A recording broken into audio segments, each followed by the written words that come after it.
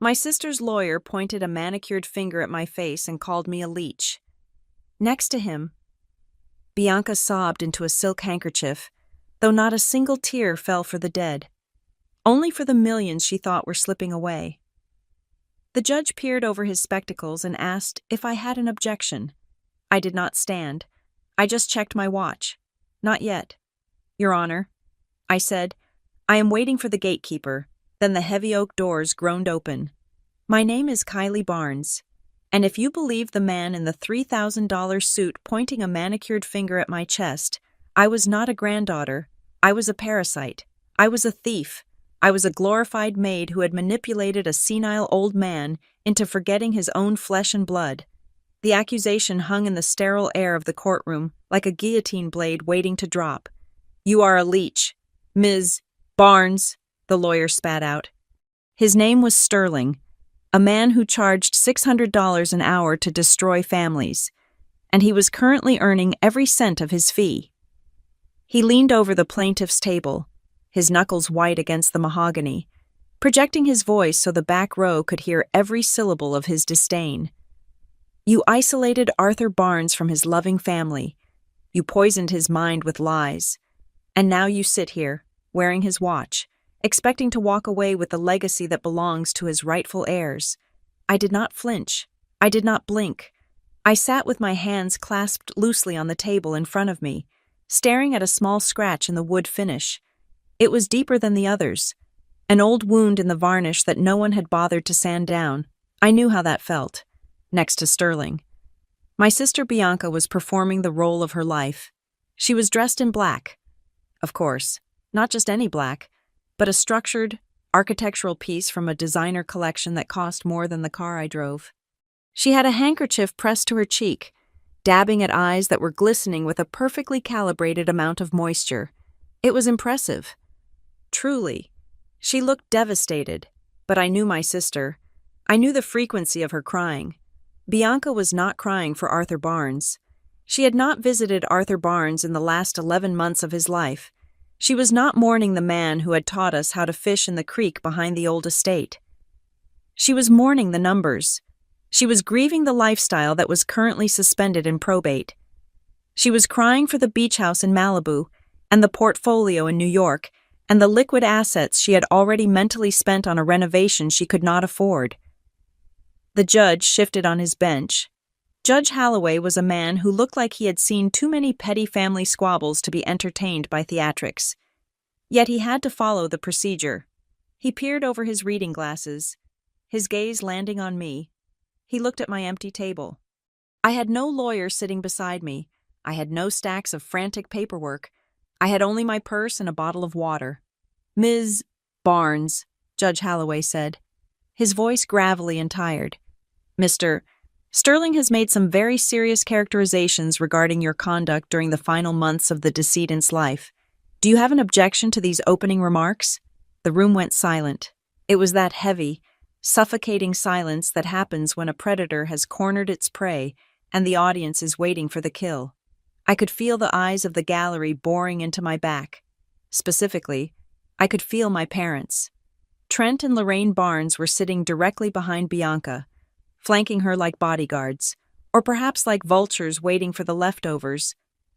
I could picture my mother's face without turning around.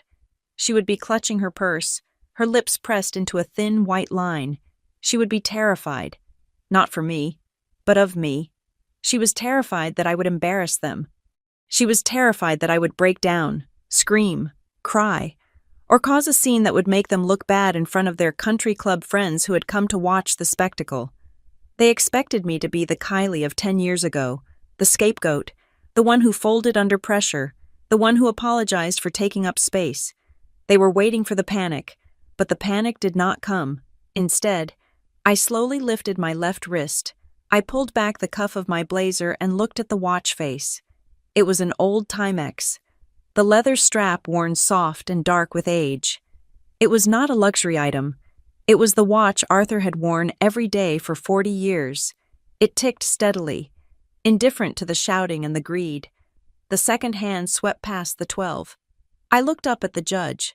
My voice was level, devoid of the tremor they were all praying to hear. No, Your Honor, I said. I do not object.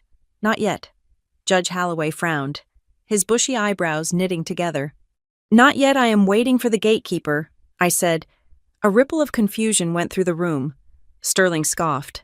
A loud, derisive sound meant to undermine my sanity. The gatekeeper, Sterling, repeated, turning to the gallery with a mock sympathetic smile. Your Honor, this is exactly what we are talking about. This woman is delusional. She speaks in riddles. She thinks this is a game. We are discussing an estate worth upwards of $20 million, and she is talking about fairy tales. He seized the moment. Sensing blood, he grabbed a thick stack of documents from his briefcase and marched toward the bench. Your Honor, we are filing an emergency ex parte motion for the immediate removal of Kylie Barnes as the preliminary executor, he announced, slamming the papers down on the clerk's desk with a thud that echoed off the high ceilings. We have reason to believe that the assets are in imminent danger of dissipation. We have affidavits from family friends stating that Kylie Barnes systematically blocked all communication between Arthur and his children in the 6 months prior to his death. She changed the locks. She screened his calls. She fired the longtime nursing staff and installed herself as his sole caregiver to maximize her undue influence. I listened to the list of my crimes. They made it sound so violent. Isolation, blocking, screening. They did not talk about the reality. They did not talk about the afternoon Arthur fell in the bathroom and lay there for an hour because he was too proud to push the alert button. And when I finally got him up, he made me promise not to call Trent because Trent would only talk about the insurance liability. They did not talk about the nights Arthur woke up screaming from phantom pains, and I was the only one there to hold his hand until his breathing slowed down. They called it isolation. I called it dignity. Sterling was on a roll now, his voice rising in a crescendo of righteous indignation. We are asking the court to grant temporary conservatorship of the estate to Bianca Barnes and Trent Barnes, effective immediately, pending a full investigation into the validity of the will. Sterling shouted, We cannot allow a manipulator to hold the keys to this family's legacy for 1 more hour. I sat there, and I let the words wash over me. My father, Trent, let out a huff of agreement loud enough to be heard by the court reporter. I knew that sound. It was the sound of a man who thought he had already won. He thought this was a negotiation, and he had brought the biggest gun. He thought I was sitting here in silence because I was overwhelmed. He thought I was drowning. He did not understand that I was not drowning. I was floating. I looked at my hands. My cuticles were dry. I needed to use some lotion later. It was absurd. Really. The things you focused on when people were trying to destroy you. But that was the trick I had learned at the Northbridge Meridian Group. When the world is burning down, you focus on the temperature of the fire. You don't scream. You measure. And I had measured everything. I knew exactly what time it was. I knew exactly how long it took to drive from the downtown office of the Crown Harbor Trust Company to the Superior Court building. I knew that traffic on 4th Street was heavy at 9 in the morning, which added approximately 12 minutes to the commute. Sterling was still talking, his arms waving. This is a travesty of justice. This is elder abuse dressed up as devotion. Bianca let out a fresh sob, a sharp, piercing sound that made the stenographer flinch. It was a good touch, very dramatic. Ms. Barnes, the judge said, cutting through Sterling's noise. His patience was thinning. Do you have a response to this motion? Counsel is asking for your immediate removal. If you do not have legal representation, I strongly suggest you request a recess to find some. These are grave accusations. I looked at the empty chair beside me. I could have hired a lawyer. I had the money, or rather, I had access to the resources. But a lawyer would have argued. A lawyer would have jumped up and shouted objection every time Sterling opened his mouth. A lawyer would have turned this into a dogfight. And Arthur did not want a dogfight. He wanted an execution. I leaned forward toward the microphone. I do not need a recess, Your Honor. I said. My voice was soft, but in the sudden quiet of the room, it carried to the back corners, and I do not need to defend myself against Mr. Sterling's fiction. Sterling turned to me, his face red. Fiction. You call sworn affidavits fiction. I ignored him. I looked past him, past the railing, past the angry, hungry faces of my parents. I looked at the double doors at the back of the courtroom. I knew something they did not know. I knew a truth that was sitting in a briefcase currently making its way through the security checkpoint downstairs. They thought this was a probate hearing. They thought we were here to argue over a will that Arthur had signed 5 years ago. A will that divided everything into 4 equal, unhappy parts. They thought they were fighting for a slice of a pie that was still on the table. They did not know the pie was gone. They did not know that Arthur Barnes, the man they thought was senile and confused, had been the sharpest person in the room until his final breath. They did not know about the meetings we had held on rainy Tuesday afternoons while Bianca was at brunch and Trent was playing golf. They did not know about the heavy, cream-colored paper with the watermarks. I checked my watch again. 9:22 in the morning. He was late, or perhaps he was just precise. Ms. Barnes, the judge warned, his gavel hovering. You are testing the court's patience. If you offer no defense, I will be forced to rule on the motion based on the evidence presented by the plaintiff. Sterling grinned. It was a predatory, shark-like grin. He could taste the victory. He looked back at Bianca and gave her a subtle nod. It's over. The nod said, We got her. My mother shifted in her seat, the tension in her shoulders releasing. She whispered something to my father, probably discussing where they would go for a celebratory lunch. The air in the room shifted. The tension broke. The gallery sensed the end of the show. The crazy, silent sister had folded. The rightful heirs had reclaimed their throne. I counted down in my head. 3. Sterling reached for his pen to sign the order he had already prepared for the judge. 2. I unclasped my hands and sat back in my chair, smoothing the fabric of my skirt. 1. The sound was heavy and mechanical, a dull thud that vibrated through the floorboards. It was the sound of the heavy brass latch of the main courtroom doors disengaging. It was a loud, intrusive clack that cut through Sterling's premature celebration like a gunshot. Everyone turned. The judge paused. Sterling froze, his pen hovering over the paper. Bianca stopped crying mid-breath. The massive wooden doors began to swing open. The man who stepped through the double doors was the antithesis of the courtroom drama that had been unfolding only seconds prior. If Mr. Sterling was a peacock, preening and displaying his colorful plumage for the gallery, this new arrival was a rock. He was gray, solid, and utterly uninterested in being looked at. He did not wear the sharp, Italian-cut wool that my sister's legal team favored. He wore a suit of charcoal gray that looked 2 sizes too large in the shoulders, the fabric slightly shiny at the elbows from years of desk work. His tie was a dull navy, knotted with a functional indifference. He carried a briefcase that had clearly survived decades of commute. The leather scuffed at the corners and the brass buckles tarnished to a dull brown. He looked like a mid-level bureaucrat, or perhaps a high school principal who had been called in to discipline a rowdy assembly. But I knew better. I knew that the scuffed leather of that briefcase contained more power than every designer handbag in the front row combined. The room remained in a state of suspended animation as he walked down the center aisle. He did not rush. He did not look at the gallery. Where the spectators were craning their necks, he did not look at my parents, who were frozen in their seats with their mouths slightly open. He certainly did not look at Mr. Sterling, who was standing with his pen hovering in midair, looking as if someone had just slapped him. The man walked straight to the clerk's station, located just below the judge's bench. He moved with a heavy, plodding rhythm. Step, step, step. It was the rhythm of a glacier.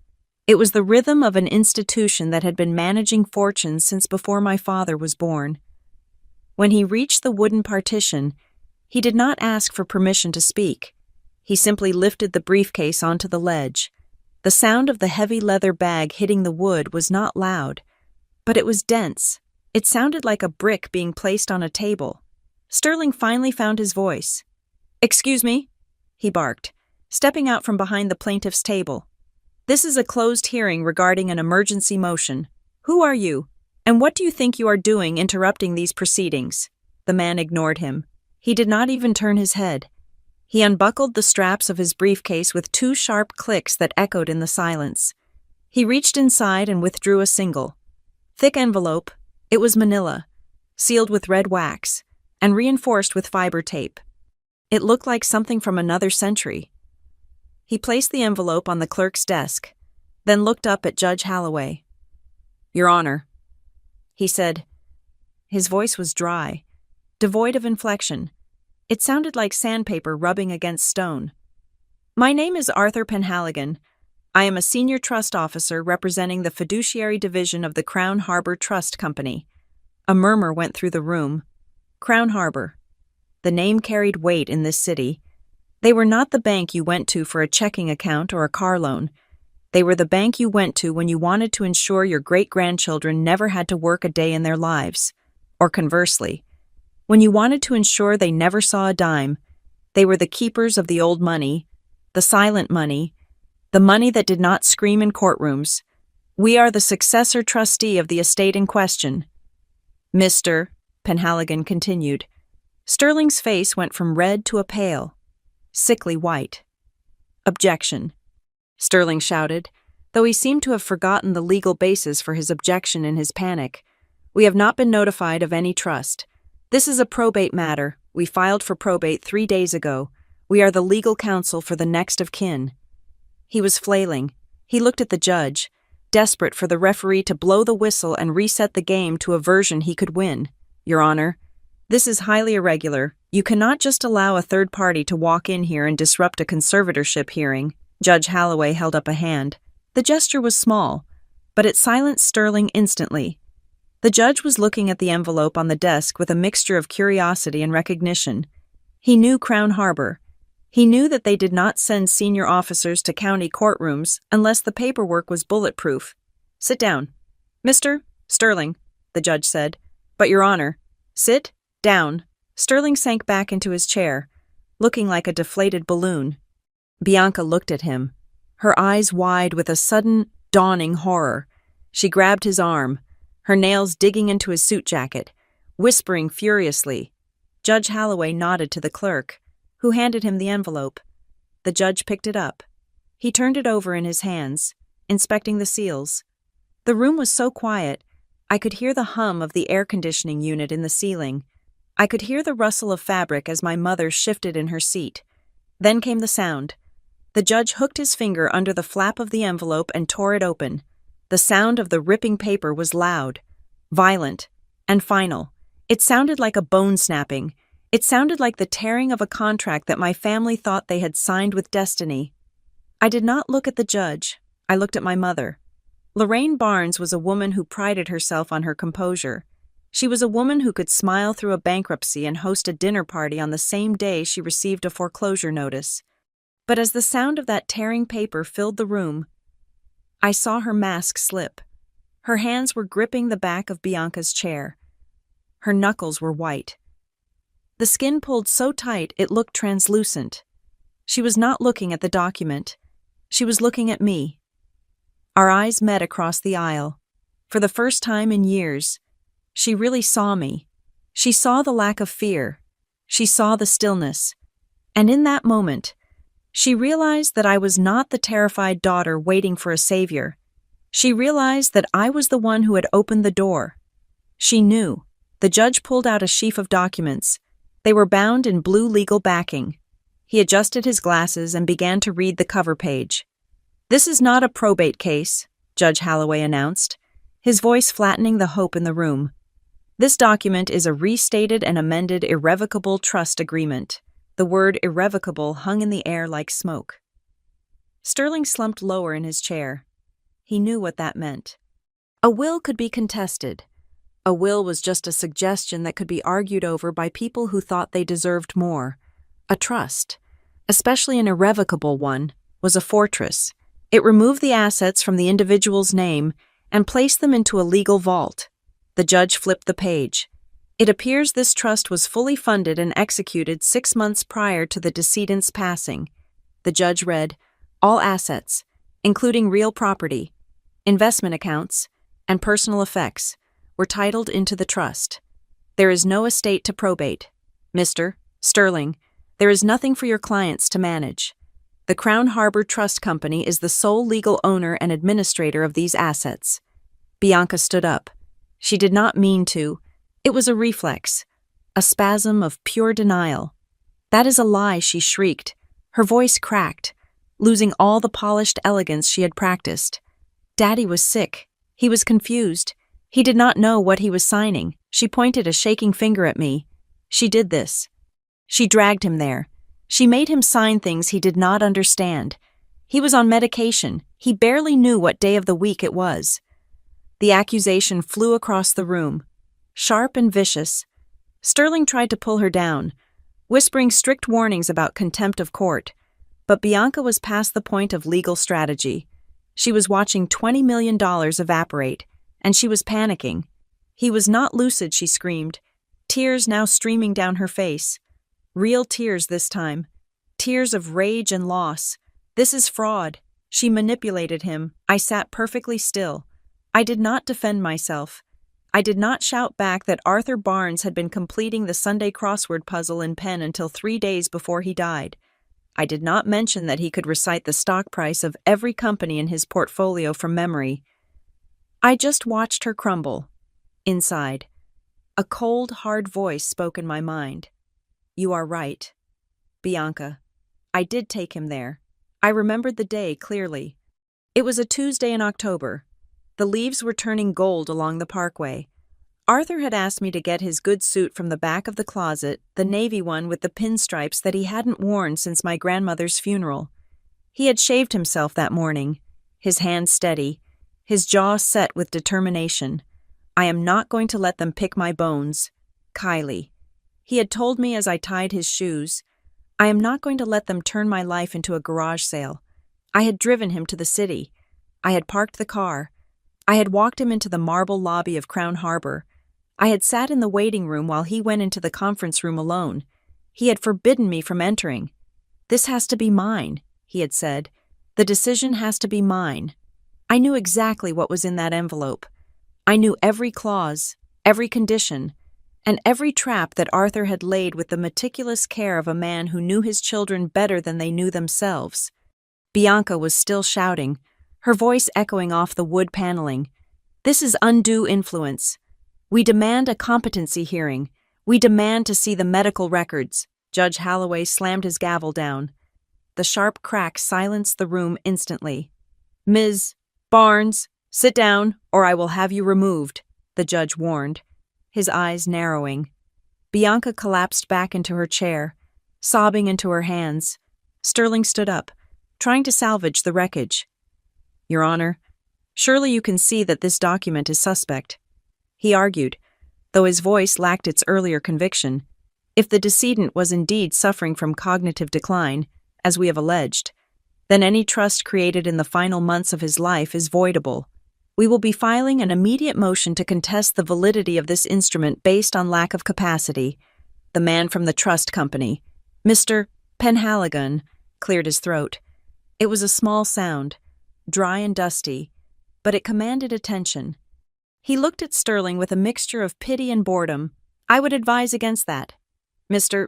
Sterling. Why, Sterling challenged. Because you don't want to lose your fees. No. Penhaligon said simply. He looked at the judge, then back at the gathered family. He placed his hand flat on the remaining documents in the open envelope. Because of Article 9, Section 4. He paused, letting the numbers settle. The poison pill, he said. I looked at my watch. 9:27. We were ahead of schedule. Arthur would have been pleased. They had taken the bait. They had walked right into the room, shouted their intentions, put their greed on the public record, and now the gatekeeper was about to close the lock. I looked at Trent. My father was staring at the trust officer, his face gray. He knew what a poison pill was in the corporate world. He knew it was a defense mechanism designed to make a takeover so painful that it killed the attacker. But he had never imagined that his own father would use one against him. The judge looked down at the document. He found Article 9. He read it silently for a moment, his eyebrows rising toward his hairline. Oh, the judge said softly. He looked up at Sterling. Mr. Sterling, the judge said, and there was a new tone in his voice, a warning tone. I suggest you read the document before you file any further motions. In fact, I suggest you read it before you say another word. But Sterling was a man who did not know when to stop digging. We are not afraid of a trust agreement. Your Honor, we are fighting for justice for this family. We are challenging the very foundation of this Mr. Sterling, the judge barked, but it was too late. The words were out. The challenge had been made. The hostility had been recorded. Penhaligon looked at me. His expression did not change. But for a microsecond, I saw a flicker of something in his eyes. It might have been respect. He turned back to the judge. The trust acknowledges the challenge, Penhaligon said. The mechanism is now active. I took a deep breath. The air in the courtroom felt lighter, thinner. The heavy weight that had been sitting on my chest since the funeral began to lift. They had signed their names to the petition. They had stood in open court and declared the trust invalid. They had called the creator of the trust incompetent. They had just pulled the pin on the grenade that Arthur had buried in the paperwork, and they were standing right on top of it. Judge Holloway cleared his throat, a sound that seemed to scrape against the raw nerves of everyone in the room. He held the document up to the light, his eyes scanning the paragraph that Mr. Penhaligon had indicated. It was not a long paragraph. It did not need to be. Some of the most devastating things in life are brief: a diagnosis, a verdict, a goodbye. The judge began to read aloud, his voice devoid of the theatricality that Sterling had employed, which only made the words land with more crushing weight. Article 9, Section 4, the No Contest Clause, also known as the in terrorem provision. He paused, letting the Latin phrase settle over the room like a shroud. In terrorem, in fear. It was a phrase designed to strike terror into the hearts of potential litigants, and judging by the sudden rigidity of my sister's posture, it was working perfectly. The judge continued reading. If any beneficiary under this trust, or any other person who would otherwise be entitled to share in the estate of the settlor, directly or indirectly contests the validity of this trust, or attacks the capacity of the settlor to create this trust, or seeks to set aside any of its provisions. The judge looked up over the rim of the paper, staring directly at the plaintiff's table. Then such person shall forfeit any and all right, title, and interest in the trust estate. For the purposes of distribution, such person shall be treated as though they had predeceased the settlor, without living issue. The air left the room. It was an instant, physical vacuum. One moment. There was the ambient noise of a courtroom, the hum of the ventilation, the shifting of bodies, the scratching of pens. The next, there was absolute, ringing silence. Bianca, who had been mid-sob, cut off the sound as if someone had severed her vocal cords. Her mouth hung slightly open, a perfect circle of shock. The tear that had been trekking down her cheek dried there, forgotten. The performance was over. The reality had just walked in and slapped her across the face. Predeceased the settlor. That was the legal term for, you are dead to this money. It meant you did not exist. It meant zero. It meant that the $20 million she had already mentally spent was not just out of reach. It had been incinerated. Mr. Sterling, the man who was supposedly an expert in estate law, looked as though he had swallowed a lemon whole.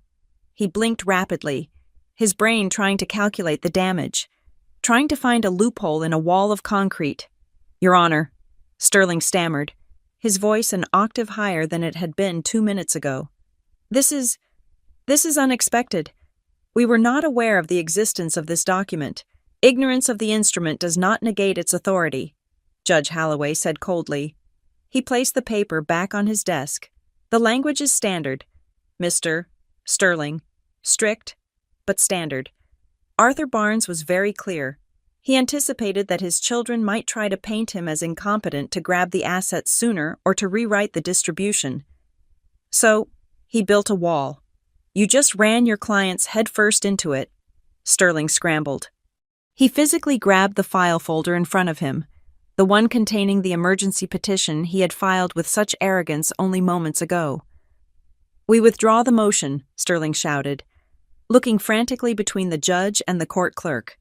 Your Honor, the plaintiffs moved to voluntarily dismiss the petition for conservatorship immediately without prejudice. We are taking it back. He looked at Bianca. We are withdrawing. Right? He hissed at her. Bianca nodded dumbly, her face the color of ash. Yes. We didn't mean it. We didn't mean to contest. We were worried about him. I sat there, my hands still clasped, watching the panic unfold.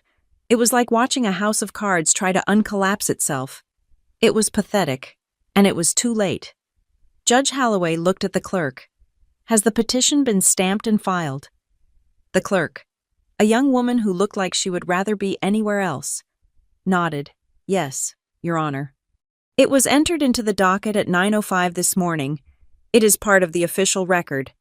The judge turned back to Sterling with a look of pitiless finality. Mr. Sterling, you cannot unring a bell. You filed a legal motion stating, under penalty of perjury, that Arthur Barnes lacked the mental capacity to manage his affairs.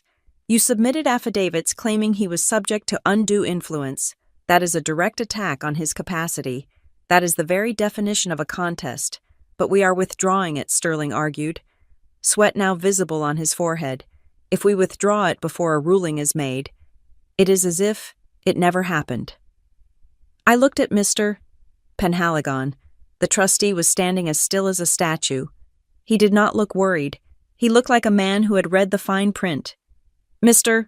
Penhaligon, the judge asked, what is the trust's position on the withdrawal? Penhaligon leaned forward slightly. His voice was quiet, forcing everyone to lean in to hear him.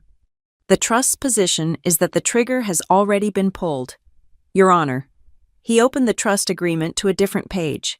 Section 9. Subsection 5 clarifies the definition of a contest. Penhaligon read, it states that the filing of any pleading motion or petition with any court that challenges the settler's capacity constitutes a triggering event. It does not require a trial. It does not require a verdict. It requires only the act of filing. He closed the folder. The intent of the settler was to prevent his estate from being drained by legal fees and his reputation from being dragged through the mud. By filing the petition this morning, the plaintiffs have already caused the damage the clause was designed to punish. The forfeiture is automatic. Sterling slumped against the table. He looked at his clients. He looked at the fortune that was vanishing before his eyes. And then, the realization hit the second row. My father, Trent, stood up. He was a large man, a man used to using his physical presence to intimidate people in boardrooms and at country club dinners. But here, he looked small. He looked terrified. Wait a minute, Trent said, his voice booming but shaking. This is about Bianca. Bianca is the plaintiff. I just came for moral support. He looked at me, his eyes pleading for the first time in my life. I didn't file anything. Kylie, you know that? This is your sister's mess. I felt a cold smile touch the corners of my lips. It was not a smile of joy. It was a smile of recognition. This was Trent Barnes, the man who would throw anyone into the fire to keep himself warm. He had done it to me when I was 16. Now, he was doing it to his favorite child. But the trap was not discriminatory. Mr. Sterling, the judge asked, who are the signatories on the petition for conservatorship? Sterling looked at the document in his hand. He did not want to answer. He knew the answer would be the final nail in the coffin. The petitioners are Bianca Barnes, Sterling whispered, and Trent Barnes, and Lorraine Barnes. My mother let out a sharp gasp, her hand flying to her mouth. We advised all immediate family members to sign as a show of unity, Sterling explained, his voice hollow. We thought it would strengthen the case for undue influence if the whole family stood together. Solidarity, I thought. They wanted to show solidarity in their greed. Now they would find solidarity in their poverty. Mr. Barnes, the judge said, addressing my father, you signed the affidavit. You swore under oath that your father was incompetent. You attacked the trust. The clause applies to you as well. Trent collapsed back onto the bench. He looked at his wife. Lorraine was staring straight ahead. Her eyes glassy. She was calculating the cost of the house.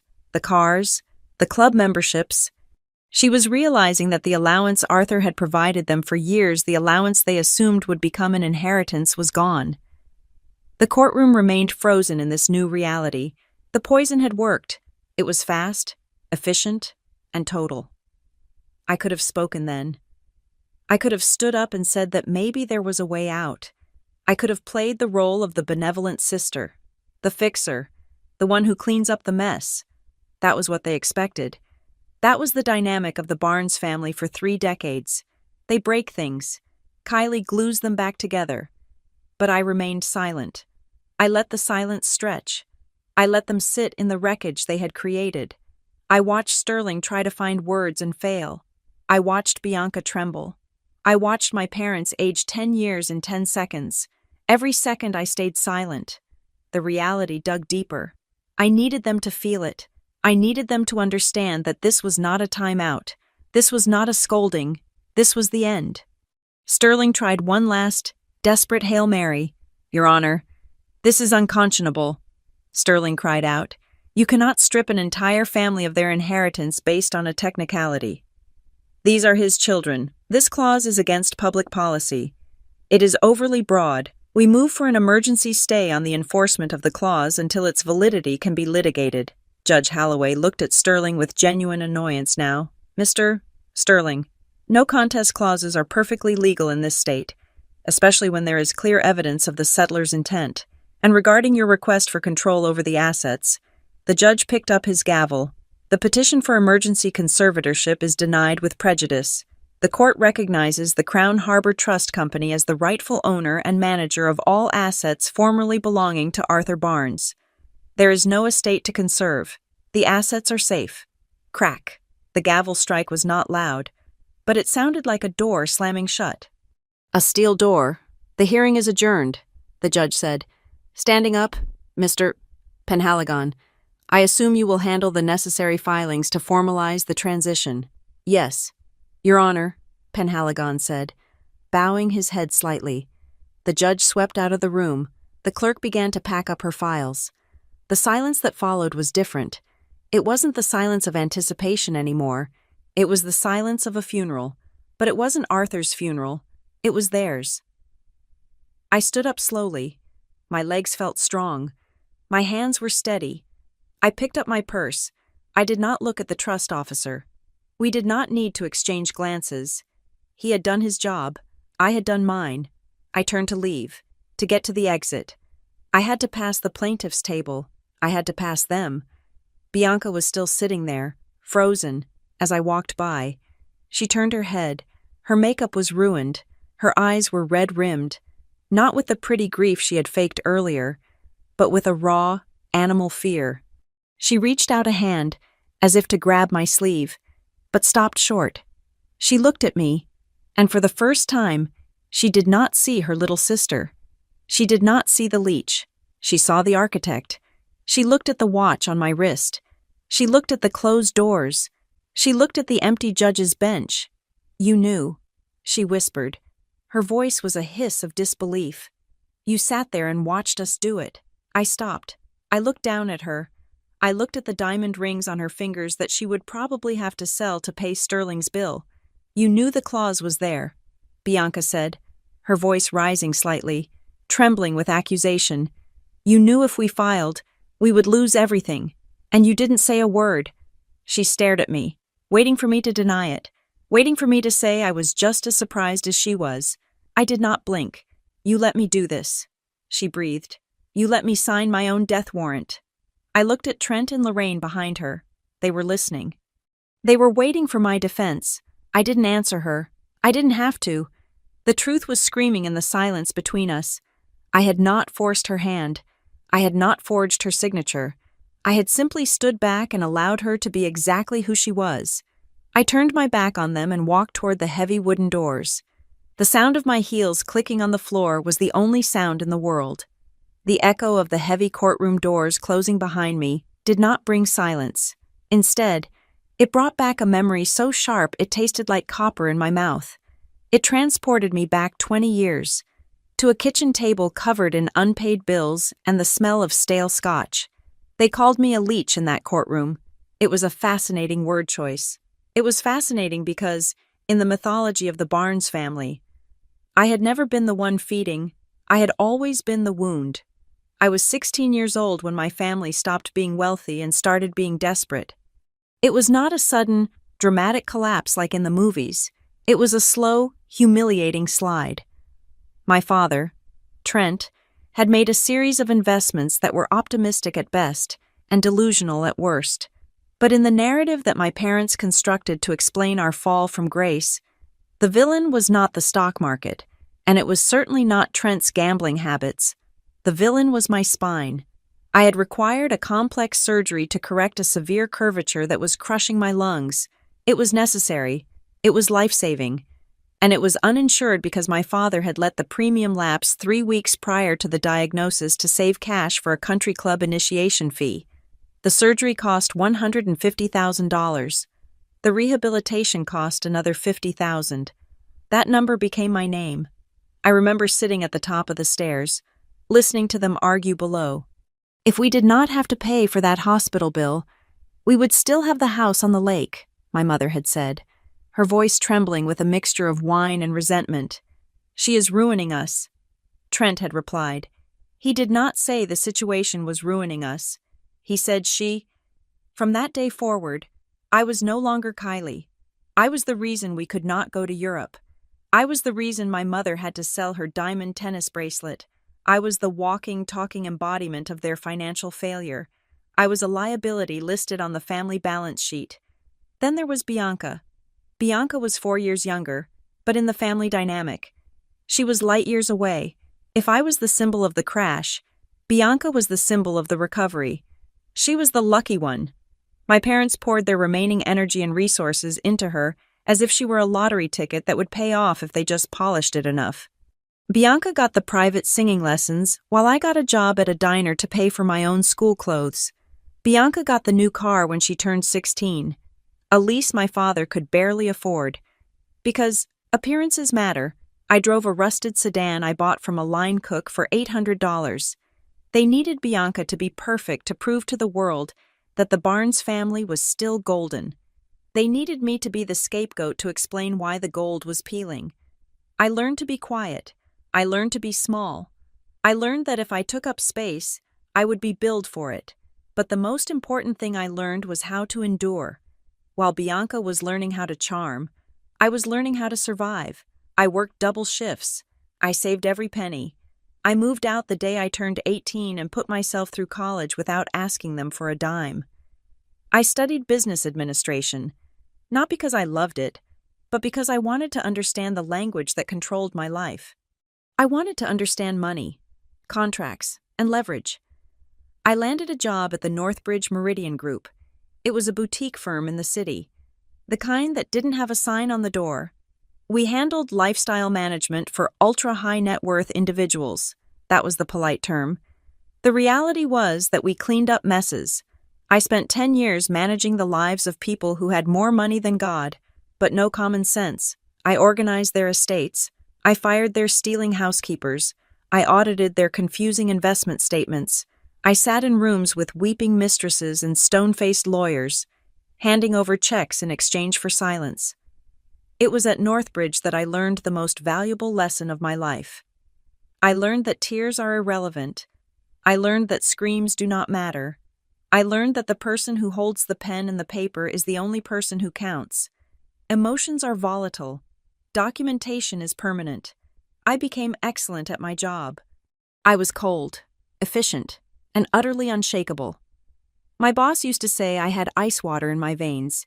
He didn't know that I had simply frozen my heart to keep it from breaking. For years, I kept my distance from my family. I showed up for holidays, endured the passive-aggressive comments about my boring job and my cheap clothes, and then I left. I watched from the sidelines as Trent and Lorraine drained their retirement accounts to fund Bianca's failed startups and her 3 aborted weddings.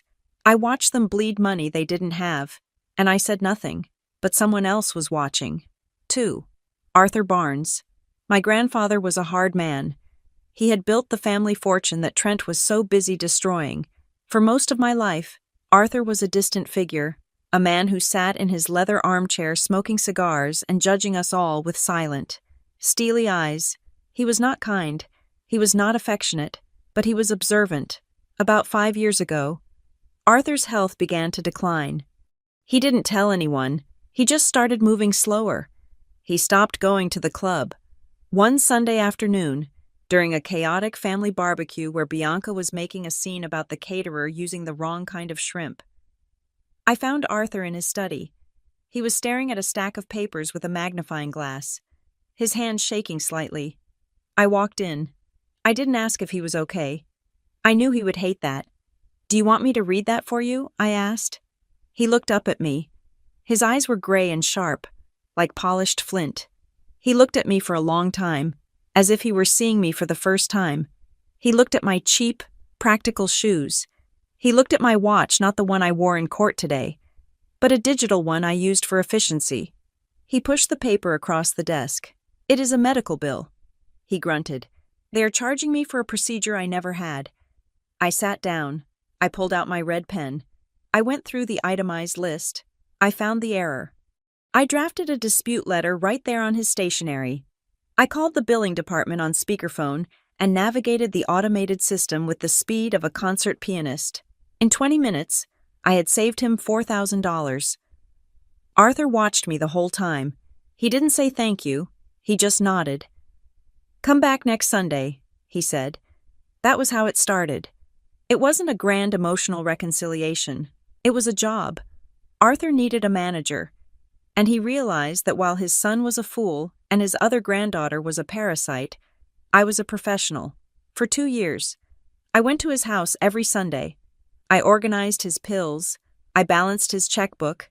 I fired the gardener who was overcharging him. I streamlined his expenses. We rarely talked about feelings. We talked about interest rates.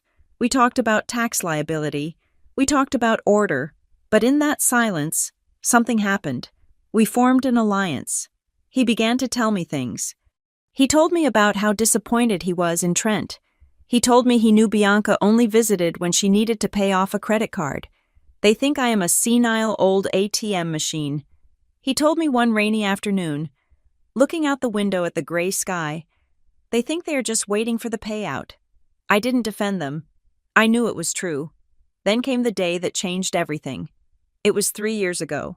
Arthur called me on a Tuesday morning. "Take the day off work." He said, "I need you to drive me somewhere." I picked him up. He was wearing his best suit. He had a file folder in his lap. "Where are we going?" I asked. "To the gatekeeper," he said. I drove him to the financial district. We parked in the underground garage of the Crown Harbor Trust Company, in the elevator. Arthur leaned on his cane and looked at me. "Kylie," he said. His voice was soft, softer than I had ever heard it. "You have spent your whole life paying for a debt you didn't owe. You have spent your whole life fixing things you didn't break." I stared at the elevator numbers changing. Floor 10, floor 11. "I am tired," Arthur said.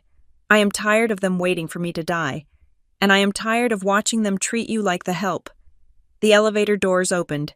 He led me into a conference room with a view of the harbor. 2 lawyers and Mr. Penhaligon were waiting. The table was covered in documents. I sat in the corner. I was not asked to participate. I was just the witness. I watched Arthur read every single page. I watched him ask questions about the poison pill. I heard him clarify the definition of contest. I want it ironclad.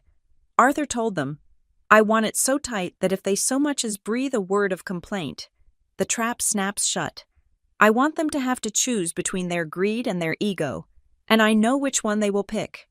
He looked over at me in the corner. "And I want her protected," he said, "not just given money.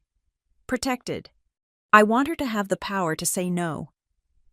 I sat there, gripping the arms of the leather chair, trying to keep my breathing steady. I was listening to the sound of my vindication. Then came the sound of the signing. Scritch, scratch. The pen moving across the heavy paper. Then the notary's stamp. Thump, thump, thump. It was a rhythm. It was a song. It was the sound of a 16-year-old girl being told she was no longer a liability. It was the sound of the balance sheet finally being corrected. When it was done, Arthur stood up. He looked tired, but lighter. He walked over to me and handed me the old Timex watch from his wrist. "Here," he said. "Keep time for me." He put a hand on my shoulder. It was heavy and warm.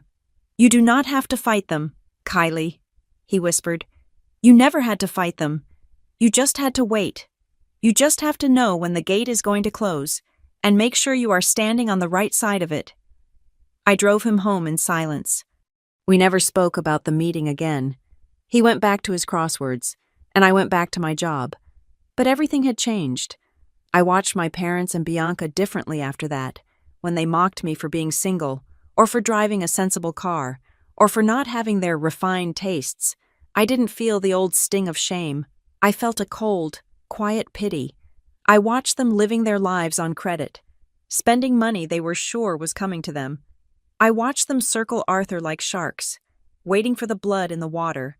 I watched Bianca plan her renovations. I watched Trent plan his retirement. I watched them walking toward a cliff edge that they couldn't see, but that I had helped map out on a topographical chart, back in the present, standing in the hallway of the courthouse. I took a deep breath.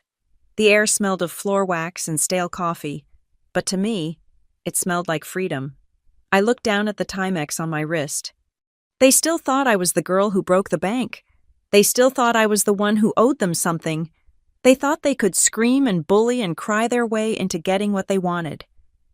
Because that is what had always worked, but they didn't understand the new world.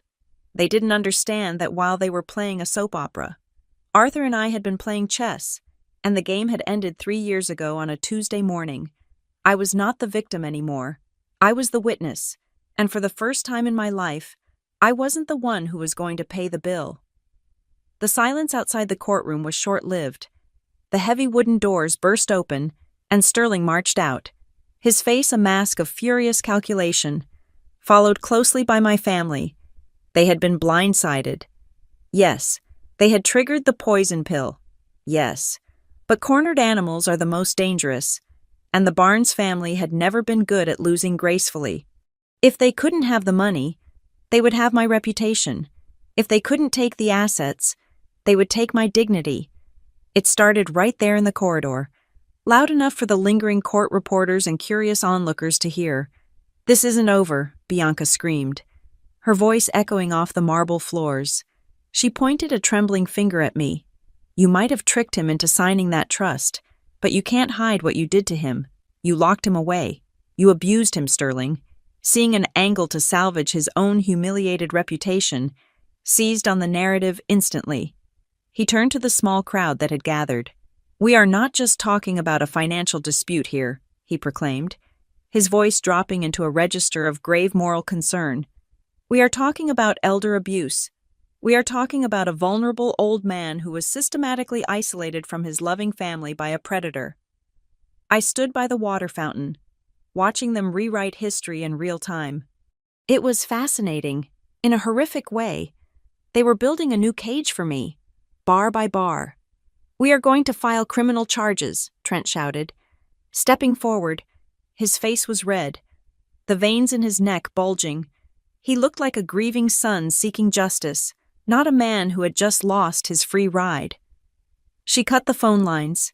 She changed the locks. We tried to see him for months, and she wouldn't let us in. The murmurs rippled through the hallway. People love a villain, and the evil caretaker is a classic trope.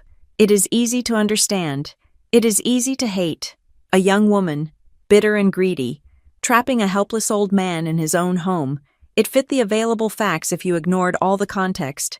Sterling, emboldened by the audience, turned back toward the courtroom doors, effectively demanding the attention of anyone within a 50-foot radius. "We have witnesses," Sterling announced. "We have testimony that on Christmas Eve, the family went to visit their beloved patriarch, to bring him gifts, to sing carols. And this woman," he gestured at me with disgust. She locked the door in their faces. She left them standing in the freezing cold while she laughed from the window. The crowd gasped. I could see the judgment in their eyes shifting. The poison pill was a legal technicality, boring and abstract, but Christmas Eve. Locking a family out in the cold. That was visceral. That was cruel. That was a story that would play on the evening news. My father nodded vigorously. It's true. We just wanted to see him. We had presents. We wanted to wish him a Merry Christmas. And she stood there behind the glass and refused to open the door. She held him prisoner. I looked at Trent. Really looked at him. I saw the conviction in his eyes. He actually believed it. He had told himself this version of the story so many times that the edges of reality had blurred. He had edited out the alcohol. He had edited out the shouting. He had edited out the truth. I remembered that night. I remembered it with the clarity of a scar. It was 11:30 at night on Christmas Eve. Arthur was dying. He wasn't officially dying, yet the doctors hadn't given the final timeline, but his breathing was shallow. Rattling in his chest like dry leaves, he was pale, his skin translucent, his hands trembling with a weakness that terrified him. He was a proud man, a man who had commanded boardrooms, and he hated being seen when he was frail. He hated the idea of pity. We had spent the evening quietly. I had made him soup. We had listened to an old jazz record. The house was dark, peaceful, a sanctuary against the pain. Then the headlights had swept across the front window. Then came the pounding. It wasn't a gentle knock. It was a fist hammering against the oak. Open up. It's Christmas, I heard Trent's voice, slurring, thick with eggnog and scotch. I heard Bianca giggling, a high, shrill sound that cut through the silence. They had come from a party. They were drunk. They were loud. And worse, they had a camera. I could see the flash of a phone recording through the sidelight. They wanted a moment. They wanted a video of the happy family reunion to post on social media, to prove to their friends that they were devoted children, to smooth over the rumors of estrangement. Arthur had gripped my hand. His grip was weak, his fingers cold. Don't, he had whispered. His eyes were wide with panic. Don't let them in. Kylie, not like this. I don't want them to see me like this. He was gasping for air, the stress of the noise making his heart race. The pounding got louder. Come on. Dad. We know you're in there, Kylie. Stop being a bitch and open the door. I had stood in the hallway, my back pressed against the wood, shaking. I wasn't laughing. I was crying. I was terrified that they would break a window. I was terrified that their selfishness would kill him right there on the rug. I didn't open the door. I texted Trent. He is sleeping. Please go away. Trent had kicked the door. One hard thud that shook the frame. Then they had left. Tires screeching, shouting insults into the night. That was the reality. But in the hallway of the courthouse, Sterling was painting a masterpiece of victimization. She isolated him to control him, Sterling shouted. She manipulated his paranoia. This is a classic case of undue influence. The trust is invalid, not just because of capacity, but because it was procured through emotional abuse. He turned to the court clerk who had just emerged. We are filing an immediate petition to suspend her powers as trustee pending a criminal investigation into elder abuse, Sterling declared. We demand a full accounting of every interaction she had with him. We want phone records. We want visitor logs. The accusation of undue influence is a sticky one. It is hard to disprove. It implies a subtle, insidious poisoning of the mind. It shifts the burden. I wasn't just a beneficiary anymore. I was a suspect. I kept my face impassive. I knew the rules. If I shouted back, if I called them liars, if I showed 1 ounce of the rage that was boiling in my gut, I would lose. I would become the unstable daughter. I would become the hysterical woman. I had to be the stone. Mr. Penhaligon, the trustee, had stepped out of the courtroom behind me. He stood quietly, listening to Sterling's tirade. He held his briefcase with both hands. Sterling saw him and wheeled around, pointing a finger at the trust officer. And you, Sterling shouted, you are complicit if you continue to shield this woman. The Crown Harbor Trust Company will be named as a co-defendant in the civil suit for aiding and abetting elder abuse. Penhaligon did not flinch. He looked at Sterling with the mild annoyance of a man watching a toddler throw a tantrum in a library. Mr. Sterling, Penhaligon said calmly, are you quite finished? I am not finished. We are going back in there. We are going to demand the judge reopen the record based on new evidence of criminal conduct. Sterling turned and actually pushed the courtroom doors back open. The judge was still on the bench, gathering his papers. He looked up, startled by the intrusion. "Your Honor," Sterling bellowed, marching back down the aisle. "We have a new motion. We are alleging criminal isolation and elder abuse." Judge Holloway sighed. He took off his glasses and rubbed the bridge of his nose. "Mr. Sterling, I thought we were done. This is critical." "Your Honor," Sterling insisted, "the family has just provided details of extreme isolation. The decedent was held prisoner in his own home. He was denied access to his children. This woman," he pointed back at me as I entered the room, "prevented all contact." The judge looked at me. His eyes were searching. He had seen many family disputes, and he knew that isolation was a common tactic for financial predators. It was a serious accusation. If true, it could unravel everything. It could provide grounds to remove me, to freeze the assets, to start a war that would last for years. "Ms. Barnes," Judge Holloway said, "did you prevent the family from visiting the decedent?" I opened my mouth to speak, to tell him about the panic in Arthur's eyes, about the breathing machine, about the dignity of a dying man. But before I could say a word, Penhaligon stepped forward. "Your Honor, the trustee objects to this characterization." Penhaligon said, "Object all you want," Sterling shouted. "You don't have proof. It's her word against the entire family, and we have 3 witnesses who will swear under oath that they were barred from the home." Judge Holloway looked at Penhaligon. "It is a serious charge, Mr. Penhaligon. If the decedent was indeed isolated against his will, that raises questions about the circumstances under which the trust was administered. Do you have evidence regarding the visitation and communication history of the decedent?" The room went silent again. This was the pivot point. If it was just my word against theirs, the doubt would linger, the stain would remain. Penhaligon placed his briefcase on the table again. He did not look at me. He looked at Sterling. "Mr. Sterling claims there is no proof," Penhaligon said. "He claims it is a matter of he said, she said." He clicked the latches of the briefcase open. "The Crown Harbor Trust Company does not operate on he said, she said. Your Honor, we operate on documentation." He reached into the bag. Sterling sneered. "What do you have?" "A diary. A few scribbled notes from her saying, 'They didn't come.' That's self-serving hearsay." Penhaligon ignored him. He looked at the judge. "Your Honor, the allegation is that Ms. Barnes prevented the family from contacting the decedent, that she cut the lines and blocked the door."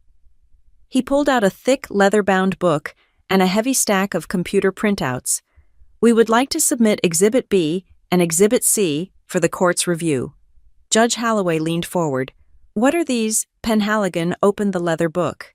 "This, Your Honor, is the daily log kept by the decedent's private nursing staff that, I might add, were paid for by the decedent, but managed by Ms. Barnes." He tapped the computer stack. "And this," he said, his voice dropping to a register of lethal precision, "is the complete telecommunications record for Arthur Barnes's landline and personal cell phone for the last 5 years of his life." Bianca's face went white. Trent stopped nodding. "We don't need to guess who called whom, Mr. Sterling," Penhaligon said. "We don't need to guess who visited. We have the numbers." He looked at me for the first time since the hearing began. "And the numbers," he said, "tell a very different story, Mr. Penhaligon stood before the judge's bench like an accountant at the gates of judgment. He did not look at the gallery. He did not look at the weeping Bianca or the indignant Trent. He simply arranged his papers with the terrifying precision of a man who knows that mathematics is the only language that cannot lie. I watched him open the leather-bound journal. It was an old thing. The leather cracked and worn to a soft suede at the corners. I recognized it immediately. Arthur used to keep it on the side table next to his favorite armchair, right beside his reading glasses and his cup of tea. He never told me what he was writing in it. I had assumed it was a medication log or perhaps notes on the stock market. I was wrong. Exhibit B. Penhaligon announced, his voice carrying the dry, dusty timbre of an archivist. The decedent referred to this personal log as the waiting book. He paused to let the title sink in. The waiting book, it was a title that evoked a profound and hollow loneliness. And Exhibit C. Penhaligon continued, lifting the thick stack of computer printouts. Certified telecommunications records from Mesaline Wireless, covering the period from January of 2019 through the date of death.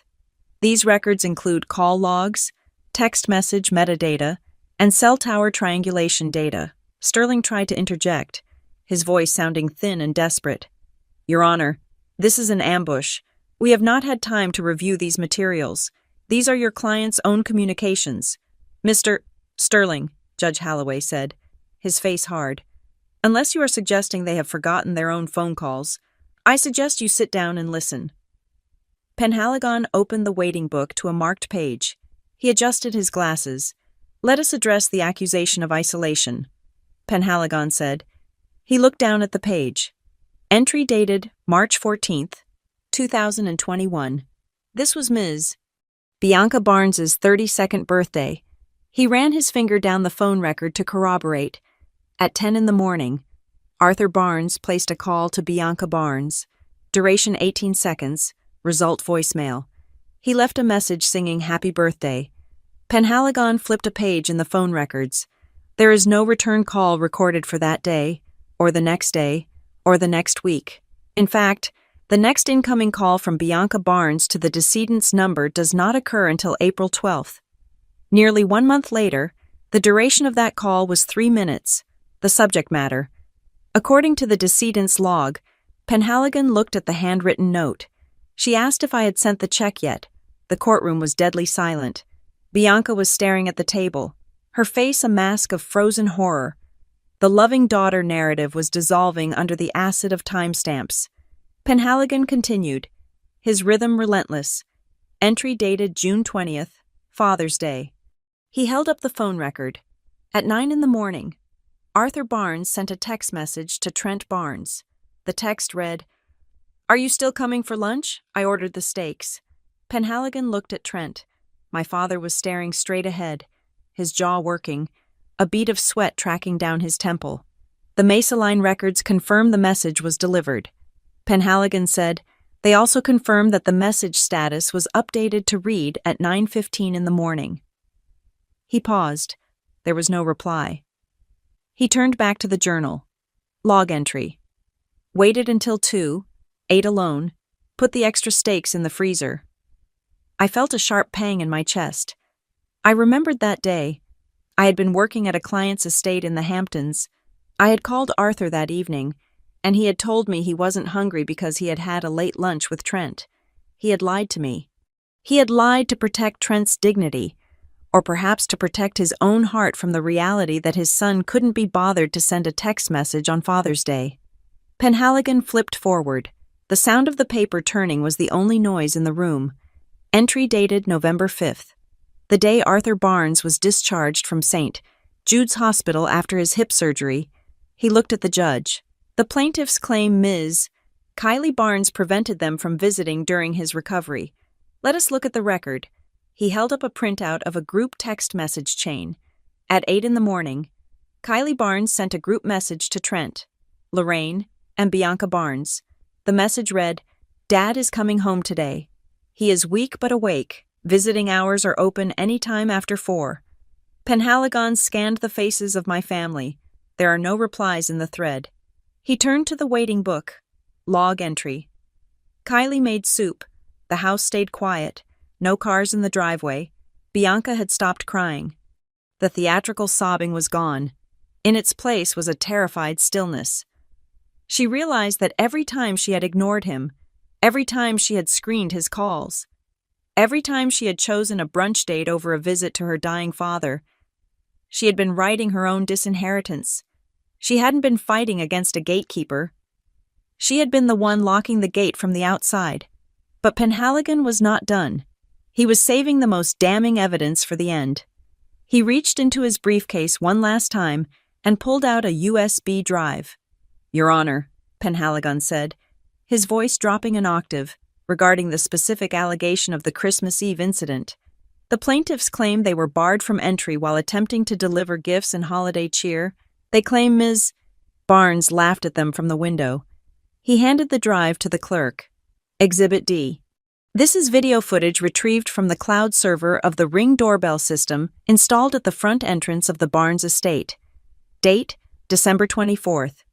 Time 11:42 at night. The clerk plugged the drive into the court's presentation system. A large monitor on the wall flickered to life. The image was grainy, shot in the high-contrast black and white of night vision mode. But the faces were unmistakable. There was Trent. There was Bianca. There was Lorraine. They were not holding armfuls of gifts. They were holding plastic cups. Trent was swaying slightly, his balance compromised. Bianca was leaning against the doorframe, checking her makeup in the reflection of the glass. The audio kicked in. It was loud, distorted, and ugly. "Open the damn door!" Trent's voice boomed from the speakers, slurred and aggressive. On the screen, Trent pounded on the wood with the side of his fist. It wasn't a knock. It was a battery. "We know you are in there." Bianca screeched. "Don't be such a bitch." "Kylie, let us in. We need the content. She hadn't said we want to see Dad. She had said we need the content. She wanted a video for her followers." The video showed Trent kicking the door. The sound was a dull, heavy thud that made the judge flinch. "You are a leech," Trent shouted at the closed door. His face twisted into a sneer that looked demonic in the infrared light. "You are stealing my inheritance. Open up in the courtroom." The real Trent Barnes closed his eyes. He could not look at the screen. He could not look at the monster he was watching. The video played on. It showed them lingering for another minute, shouting profanities, before stumbling back toward their car. There were no carols. There was no love. There was only the ugly, naked entitlement of three people who were angry that the ATM was locked. Penhaligon signaled for the clerk to pause the video. The frozen image of Trent's angry face loomed over the courtroom like a gargoyle. Penhaligon opened the waiting book to the final entry. December 24th. Penhaligon read softly. Loud noises, scared, heart racing, thought about calling 911. Kylie held my hand, told her not to open it. I didn't want them to see me shaking. He looked up. Arthur Barnes did not call the police, Your Honor. But the phone records show he dialed 911. He hung up before pressing the second one. He couldn't bring himself to have his own son arrested on Christmas Eve. Penhaligon closed the book with a soft snap. Ms. Barnes did not isolate the decedent. Your Honor, she protected him. She protected him from the violence of their neglect and the brutality of their greed. The silence that followed was heavy, suffocating. It was the silence of total moral collapse. Judge Holloway slowly turned his head to look at Trent. The judge's expression was not one of anger. It was one of profound, withering disgust. It was the look one gives to something rotting on the sidewalk. You stood there, the judge said, his voice quiet and dangerous. You stood in my court, under oath, and you told me you were bringing him gifts. You told me you were singing carols. Trent tried to speak, but his voice failed him. He opened his mouth, but only a dry rasp came out. He looked at his lawyer, but Sterling was busy staring at his shoes, distancing himself from the perjury as fast as he could. Lorraine was weeping now, but it was a silent, shaking weep. She knew that the country club friends would hear about this. She knew the video would become public record. She knew the facade was not just cracked, it was pulverized. I looked at the screen, at the frozen image of my family. I looked at the date stamp, 11:42. I remembered holding Arthur's hand at that exact moment. I remembered the way his pulse had fluttered like a trapped bird. I remembered the tear that had leaked out of his eye and slid into his ear. They are strangers. Kylie, he had whispered. My own children are strangers. I looked at Trent across the aisle. He wasn't a stranger anymore. He was exposed. The suit, the tie, the bluster. It was all gone. All that was left was the man who kicked down doors because he thought the world owed him entry. But the gatekeeper had closed the latch. And this time, There was no one on the other side to let him in. The video of the Christmas Eve incident froze on the screen, leaving the distorted, angry face of my father looming over the courtroom like a gargoyle. The silence that filled the room was heavy, the kind of silence that usually follows a gunshot. But Mr. Sterling was a cockroach in a $3,000 suit. He was built to survive nuclear fallout, or at least to wriggle his way out of it. He stood up, smoothing his jacket, trying to regain the composure that had been shattered by the footage of his clients abusing a dying man. "Your Honor," Sterling said, his voice regaining some of its oily confidence, "while the video is unfortunate, and my clients deeply regret their emotional state that night, we must not lose sight of the legal issue at hand."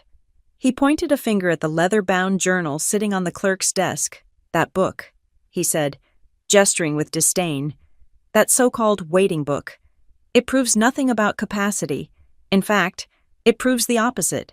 It shows a man obsessively recording minutiae. It shows paranoia. It shows a mind fixated on perceived slights.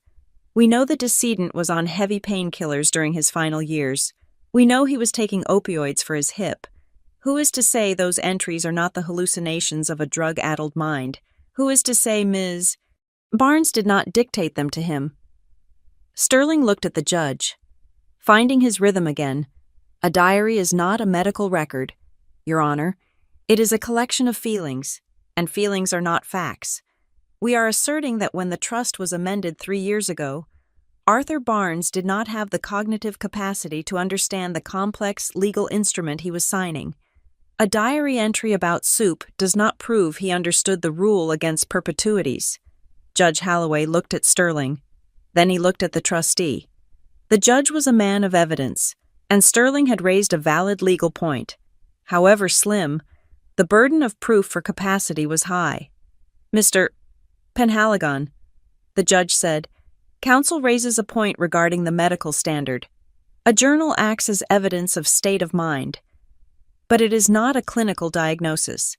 Does the Crown Harbor Trust Company have evidence of the decedent's capacity at the time of execution?" Penhaligon opened his mouth to speak, but I cut him off. It was the first time I had spoken since the opening of the hearing. My voice was not loud, but it cut through the air with the precision of a scalpel. "I do," I said. The heads of everyone in the room turned toward me. My mother, Lorraine, looked at me with wide, wet eyes. Bianca looked at me with hatred. Trent looked at me with fear. I stood up. I did not lean on the table. I stood perfectly straight, my hands clasped in front of me. I anticipated this argument. "Your Honor," I said. I looked directly at Sterling. I knew that my family would not accept the word of a grandfather they ignored. I knew that they would claim he was crazy. I knew that they would claim he was drugged. I knew they would blame the medication, the age, and me. I took a breath, so I prepared for today. I turned to Mr. Penhaligon and nodded. "Trustee, please present Exhibit E." Penhaligon reached into his briefcase. He did not pull out a single sheet of paper. He pulled out 2 thick, spiral-bound documents with clear plastic covers. He placed them on the clerk's desk with a heavy slap. "Exhibit E," Penhaligon announced. "These are 2 independent forensic capacity evaluations, conducted on October 14th and October 15th, 2022. 2 days before the trust was signed." Sterling froze. The color drained from his face so fast it looked like a magic trick. Penhaligon picked up the first document. The first evaluation was conducted by Dr. Eris Thorne, a board-certified geriatric psychiatrist and a forensic specialist frequently used by the state Supreme Court. Penhaligon opened to the summary page. Dr. Thorne's conclusion reads as follows. The subject, Arthur Barnes, is fully oriented to time, place, and person. He demonstrates a sophisticated understanding of his assets, their approximate value, and the legal implications of a trust instrument. He explicitly stated the names of his natural heirs Trent, Bianca, and Kylie Barnes, and articulated a clear, reasoned rationale for the distribution plan he intends to execute. There is no evidence of delusion, dementia, or undue influence. Penhaligon picked up the second document. The second evaluation was conducted 24 hours later by Dr. Madeline Joyce, a neurologist specializing in cognitive decline. She conducted a full battery of tests, including the mini mental state examination and the Montreal Cognitive Assessment. He looked at the judge. Arthur Barnes scored a 29 out of 30. A murmur went through the gallery.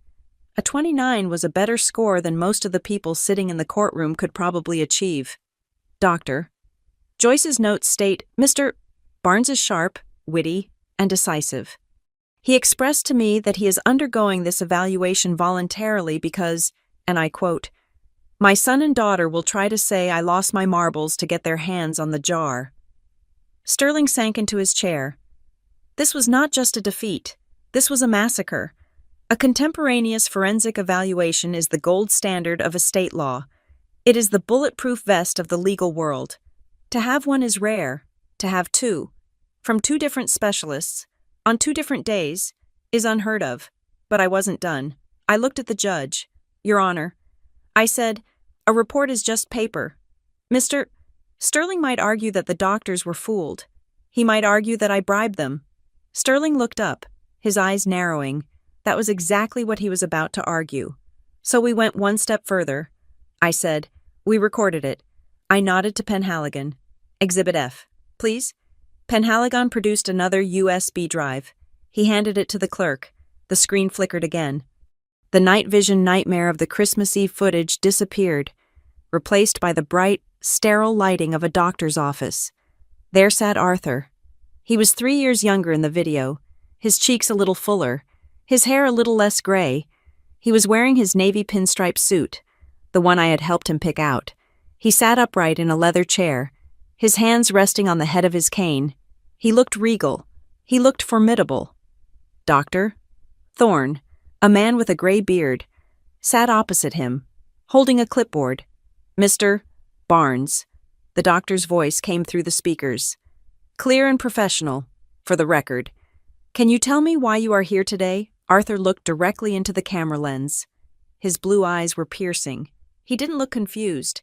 He looked like a CEO chairing a board meeting. I am here because I'm about to disinherit my son and my granddaughter, Arthur said. His voice was steady, baritone, devoid of hesitation. And I know them. I know that the moment they read the will, they will scream. They will hire lawyers. They will say that the old man was senile. Arthur leaned forward slightly. They will say that Kylie made me do it. He continued. They will say she whispered in my ear. But she didn't. He paused, a look of profound sadness crossing his face. She is the only one who didn't ask for anything, Arthur said. Trent asks for loans he never pays back. Bianca asks for gifts she never appreciates. Kylie just asks if I have taken my pills. She is the only one who sees me as a person, not a payout. The doctor asked another question.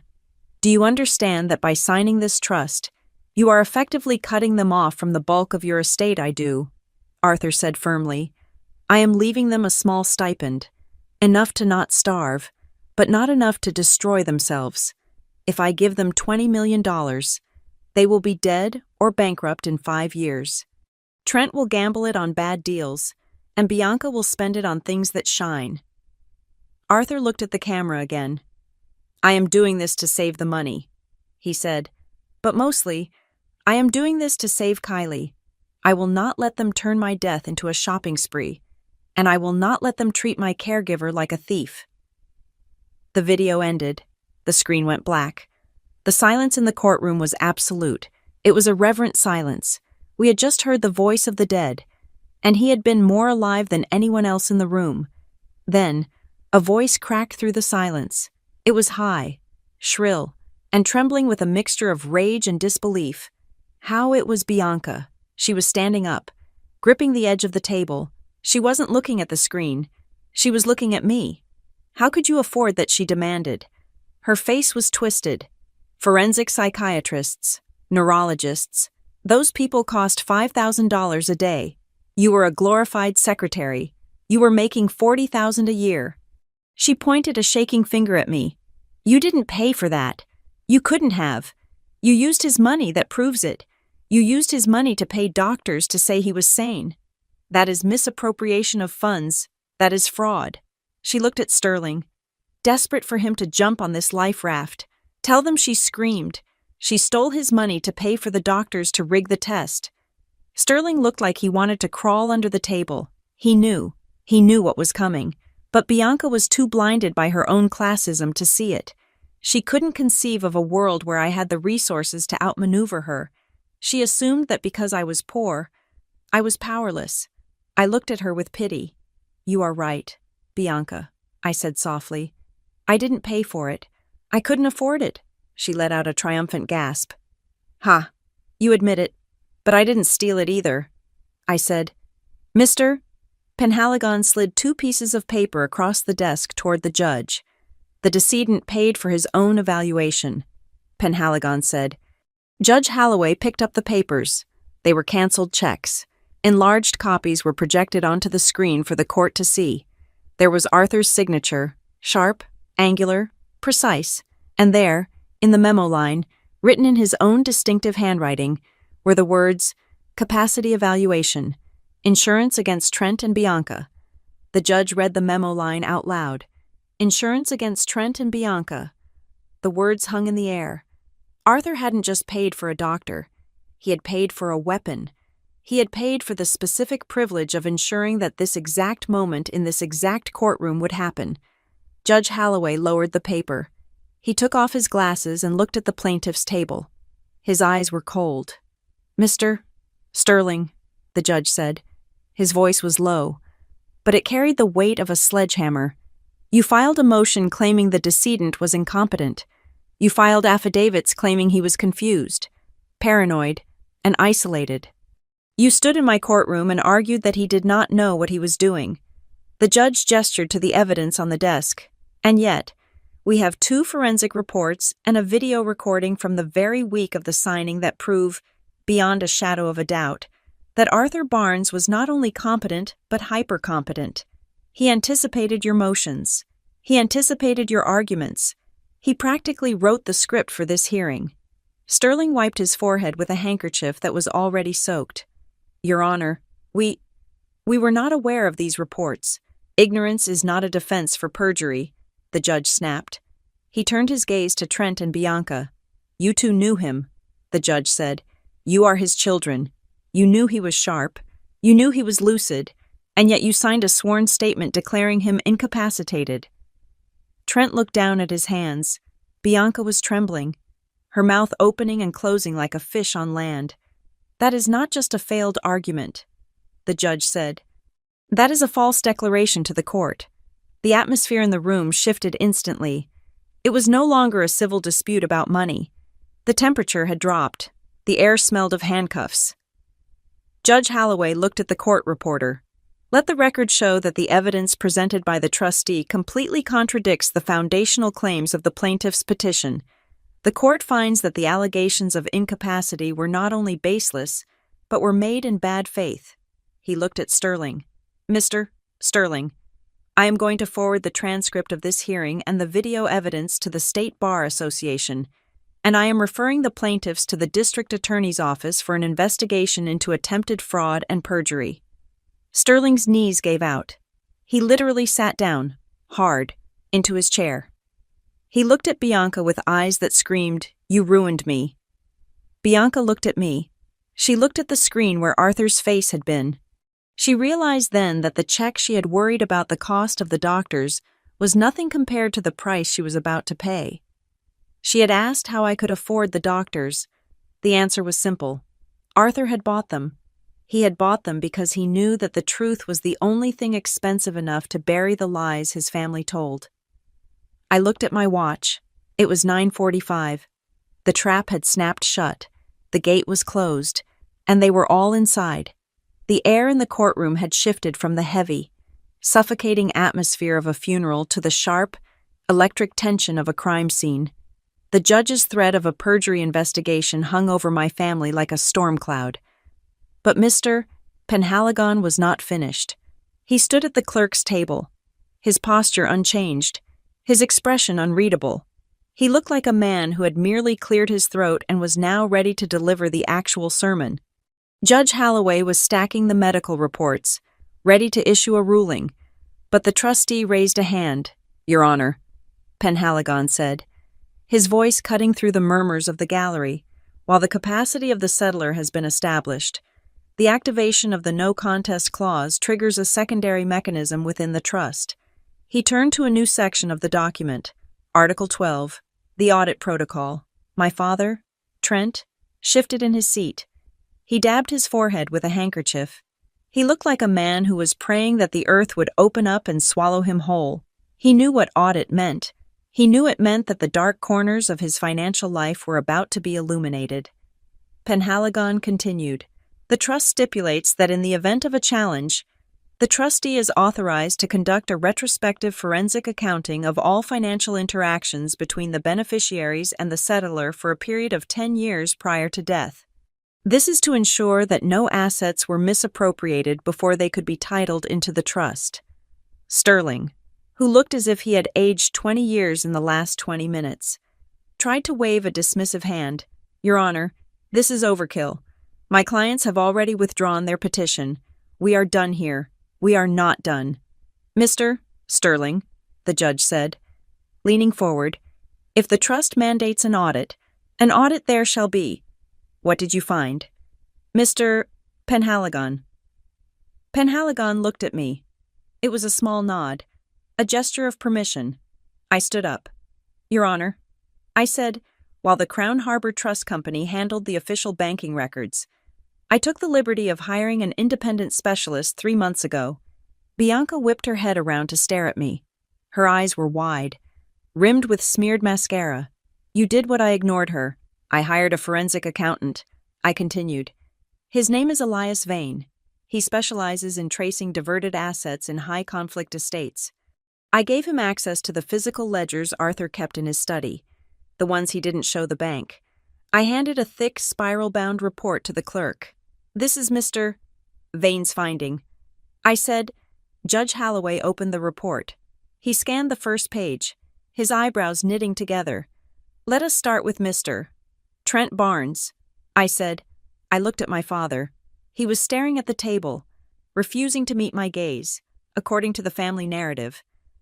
Arthur refused to help Trent when his business ventures failed. The story was that Arthur was stingy, that he let his son drown.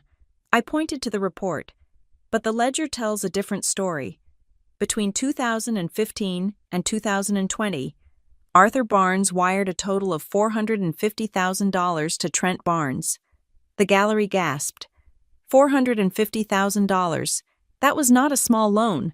That was a fortune. Trent looked up, his face flushing a deep, angry red. Those were gifts he helped me out. "He was my father," I shook my head. "Turn to tab 3. Your Honor." The judge flipped the page. "These are promissory notes," I said, "signed by Trent Barnes. Each one clearly states that the money is an advance on future inheritance and is subject to repayment with interest if not settled within 5 years. I looked at Trent. "You didn't just borrow money, Dad. You signed a contract, and you hid the copies, but Arthur kept the originals." Trent sputtered. He told me I didn't have to worry about it. He said we would settle up later. We are settling up now." Penhaligon interjected, his voice cold. "The trust considers these outstanding debts. Since you have been disinherited by the no contest clause, you no longer have an inheritance to offset the debt.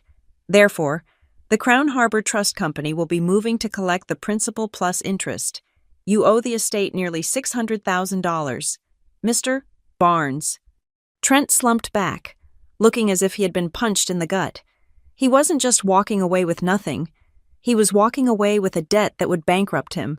But that was just the appetizer. I turned my attention to Bianca. My sister was sitting very still. She looked like a statue made of ice, terrified that if she moved, she would shatter. "Mr. Penhaligon," I said, "please explain the findings regarding the limited power of attorney." Penhaligon pulled a single sheet of paper from his briefcase. It was in a plastic evidence bag. "Your Honor," Penhaligon said, 6 months before his death, the decedent's bank, First National, flagged a document presented by Ms. Bianca Barnes. It purported to be a limited power of attorney, granting her authority to withdraw funds for property management. Bianca stood up. That was for his house. He wanted me to manage the repairs. The roof was leaking. Penhaligon did not look at her. He looked at the judge. The bank's fraud department flagged the signature, Penhaligon said. He held up a magnified image of the signature on the document next to a verified sample of Arthur's signature from the same week. They did not match. The signature on the power of attorney was shaky, hesitant. The loops were wrong. It looked like someone trying to copy a signature they had seen 1,000 times but couldn't quite replicate under pressure. Arthur Barnes did not sign this, Penhaligon said flatly. The bank rejected it. They filed a suspicious activity report with the Treasury Department. As required by law. Bianca was shaking her head frantically. No. He was just having a bad hand day. He was shaking. He asked me to guide his hand. Penhaligon dropped the next bombshell. We also tracked a specific attempted transaction. He said, 2 days after this document was presented, an electronic transfer request was initiated from the decedent's money market account. The amount was $80,000. The room was silent. $80,000? The destination account, Penhaligon continued, was the escrow account for a luxury condominium development in the Marina District. He paused. It matched the exact amount of the down payment required for Unit 4B, a unit that Bianca Barnes had put a hold on 3 weeks prior. Bianca let out a sound that was half scream, half sob. That was my money. He promised it to me. He said he would help me get the condo. It was a gift. Sterling tried to grab her arm to silence her, but she pulled away. He said I could have it, Bianca shouted, her eyes wild. He knew I needed the down payment. I just tried to help him move the money because he was too slow. Judge Holloway looked at her. He looked at her with a terrifying calmness. Ms. Barnes, the judge said, are you admitting that you attempted to transfer $80,000 from your father's account to a real estate escrow account using a document that the bank identified as a forgery? Bianca froze. She realized, too late, what she had just said. She realized that she had just confessed to attempted wire fraud in open court. She stammered. I didn't mean.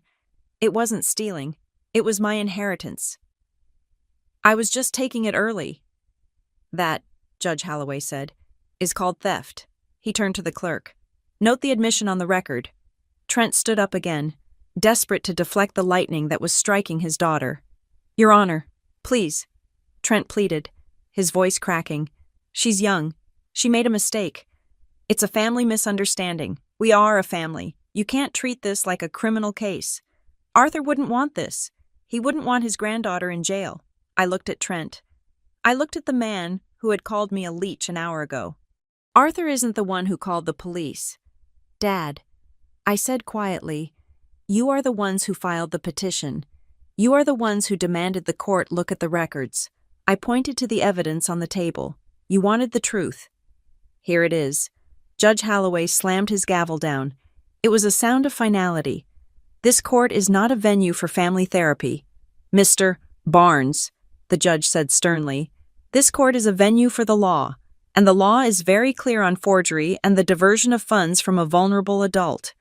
The judge looked at the stack of evidence, the promissory notes, the forged power of attorney, the suspicious activity report. I am referring this entire file to the District Attorney's Economic Crimes Division.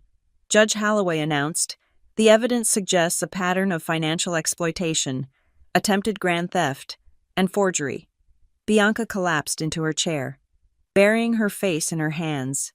Sterling was packing his briefcase with frantic speed, looking like a rat trying to escape a sinking ship before the water hit the ceiling.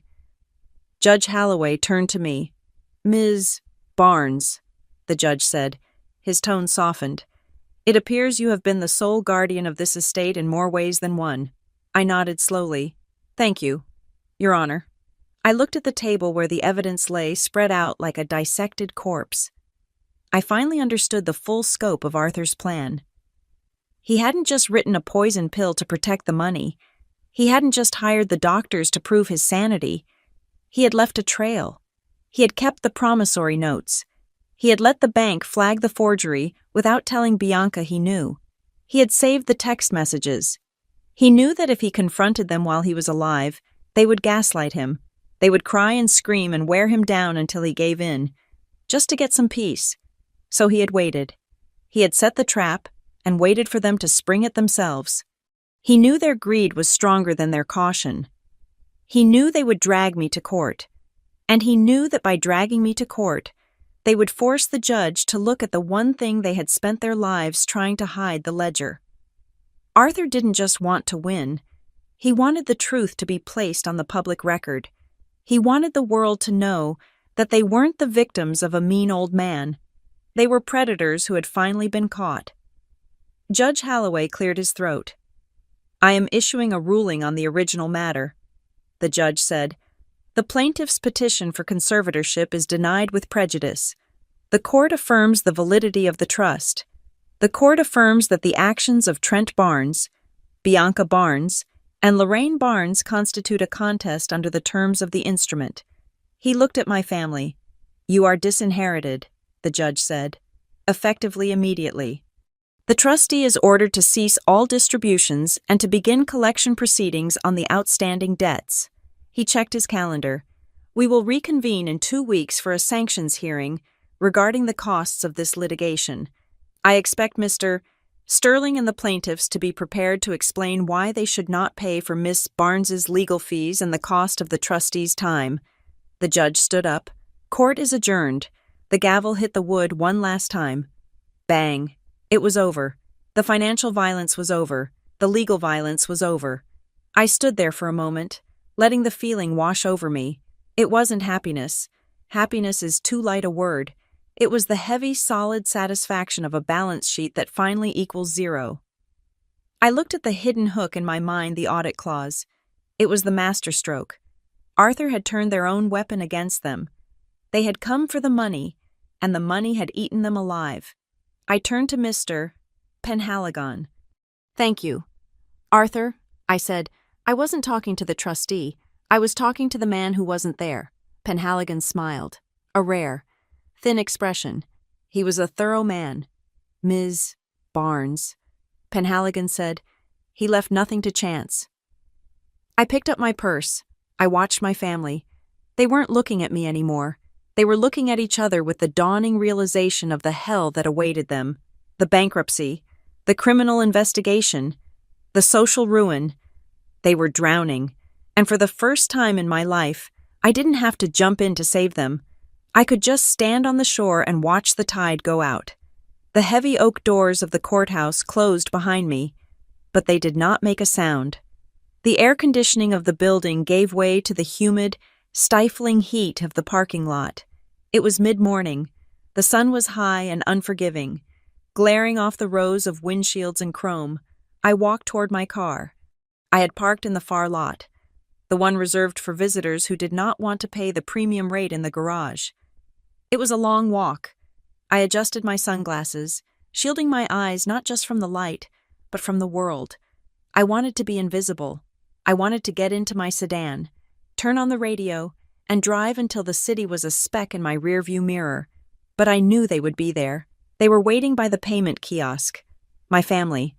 They were standing next to Trent's silver Mercedes. It was an S-Class. But it was 7 years old. From a distance, it still looked like money. It gleamed. It had presence. But if you got close enough, you could see the scratch on the bumper that Trent hadn't fixed because the deductible was too high. You could see the tires were balding. You could see the inspection sticker was 3 weeks expired. They looked just like their car. From a distance, they were the Barnes family imposing, dressed in designer blacks, radiating an air of aggrieved nobility. But up close, in the harsh daylight of the parking lot, they looked frayed. The seams were showing. Trent saw me first. He straightened up, buttoning his suit jacket as if we were about to enter a boardroom. He stepped into my path, blocking the route to my car. "Kylie," he said. His voice had changed. In the courtroom, it had been aggressive, booming, the voice of a man demanding his rights. Now, it was low, intimate, and terrifyingly familiar. It was the voice he used when he needed to borrow money, It was the voice he used when he had crashed a car or lost a bet and needed someone to handle the paperwork. "We need to talk," Trent said. I stopped. I didn't step back. But I didn't step forward. I kept exactly 6 feet of distance between us. "There is nothing to talk about." "Dad," I said, "the judge did all the talking." Trent waved his hand dismissively, as if the last 2 hours of legal devastation were just a minor clerical error. "That was a show," he said. "That was just lawyers talking. But we are family. We settle things ourselves." He took a step closer. "You need to fix this. Kylie." I looked at him. I looked at the man who had spent my entire childhood telling me I was broken, and now, suddenly, I was the only mechanic he trusted. "Fix what I asked." "The order," he said, his voice dropping to a hiss. "You need to go back in there. You need to tell the judge that we made a mistake. Tell him you want to withdraw the evidence. Tell him we were grieving. Tell him we were emotional. You can fix it. You always fix it." I stared at him. He actually believed it. He believed that I was still the 16-year-old girl who would take the blame for the shattered vase just to stop the yelling. He believed that my function in the universe was to absorb his consequences. I looked at him not as a father, but as a ledger entry that had finally been written off. "I am not your accountant anymore," I said. My voice was flat. "I am not the cleaner for your spills." Lorraine stepped out from behind him. Her makeup was streaked, her eyes swollen. She wasn't playing the role of the grand matriarch anymore. She was playing the role of the destitute mother. It was a role she had rehearsed for years, usually right before asking for a loan. "Kylie, please," she sobbed, reaching out a hand but stopping short of touching me. "We have nothing. You heard the man. They are going to take the house. They are going to take the retirement accounts. We will be on the street." She looked at me with wide, tragic eyes. "Just a part," she whispered. "We don't need it all. Just give us a part. Give us enough to pay the debts. You can't let your own parents lose everything." I looked at her handbag. It was a Chanel. It was worth $4,000. I looked at her shoes. They were Ferragamo. "You don't have nothing." "Mom," I said, "you have plenty. You just don't have Arthur's money." She flinched as if I had slapped her. "But we can't live on this," she cried, gesturing to herself. "We have mortgages. We have club dues. We have standing in this town. You have assets." I corrected her. "You have a house you can sell. You have cars you can downgrade. You have jewelry. You have options." I paused, letting the words land. "You just don't have a safety net anymore." Lorraine's face crumpled. She wasn't crying because she was going to be homeless. She was crying because she was going to be ordinary. She was crying because she would have to shop at the grocery store instead of having it delivered. She was crying because the fantasy was over. Then Bianca moved. She didn't plead. She didn't negotiate. She launched herself. She rushed past Trent, her heels clacking violently on the asphalt. She closed the distance between us before I could react, grabbing my arm with both hands. Her grip was tight, her fingernails digging into the sleeve of my blazer. "You can't do this," she screamed, her face inches from mine. Her breath smelled of mints and panic. "It is not yours. It is ours. You tricked him. You made him hate us." She shook me. It was a physical, desperate shake, like a child trying to wake up a sleeping parent. "You have to share," she hissed. "You have to. I have the condo. I have the deposit. I will go to jail. Kylie, if they investigate that transfer, I will go to jail." I looked down at her hands on my arm. I remembered all the times she had pinched me when we were children, all the times she had shoved me and then told our parents I fell. She had always used her physicality to dominate me, knowing I wouldn't fight back. But I wasn't a child anymore, and I wasn't helpless. I didn't shove her. I didn't scream. I simply looked at her hands, then looked into her eyes. "Let go," I said. She didn't let go. She dug her nails in deeper. "You have to listen to me. I was just agitated. I didn't mean it. You have to tell them I didn't mean it." I looked over her shoulder. I saw the security cameras mounted on the light poles. I saw the court-marshal standing by the entrance, lighting a cigarette. I leaned in close to her ear. My voice was a whisper. cold and hard as ice. If you do not remove your hands from my body in the next 3 seconds, I will walk over to that marshal and file a police report for assault. Bianca froze. I will add it to the file, I continued. Harassment. Intimidation of a witness. You are already looking at fraud. Bianca, do you want to add battery to the list? She looked at me, stunned. She had never heard me threaten her before. She had never heard me use the law as a weapon. Slowly, her fingers uncurled. She pulled her hands back as if my jacket were made of fire. She stepped back, stumbling slightly in her heels. You're a monster, she whispered. Trent stepped forward again. His face was purple with rage. The humiliation of the courtroom, the rejection in the parking lot, the realization that he had no power left it all boiled over. He spat on the ground near my feet. You are a leech, he snarled. The word was ugly, wet, and full of venom. You sucked this family dry. You hovered around him, waiting for him to die. And you sucked everything out of him until there was nothing left for us. You stole our birthright. He pointed a shaking finger at my face. You are a parasite. Kylie. That is all you are. The insult hung in the hot air. Leech. It was the word they had started with. It was the word Sterling had used. It was the narrative they had built their entire worldview around. I looked at him. I felt a strange sense of calm. The word didn't hurt anymore. It didn't sting. It felt like a diagnosis that had been proven wrong. I adjusted my purse on my shoulder. I looked Trent dead in the eye. No. Dad, I said. I looked at Bianca, cowering by the bumper. I looked at Lorraine, weeping into her hands. Then I looked back at Trent. I am not the leech. I took a step toward my car. I just finally stopped letting you feed on me. Trent opened his mouth to scream something else, to hurl another curse, but a voice cut through the heat like a knife. Ms. Barnes. It was a baritone voice, calm, authoritative. We turned. Mr. Penhaligon was standing 10 feet away. He was still holding his battered briefcase. He hadn't run. He hadn't shouted. He had simply appeared, like a ghost of the institution he represented. He walked over to us. He did not look at Trent. He did not look at Bianca. He looked only at me. Ms. Barnes, Penhaligon said. Is there a problem here? Trent deflated. The presence of the trustee, the man who held the keys to the vault, the man who had just dismantled his life in court, sucked the air out of his lungs.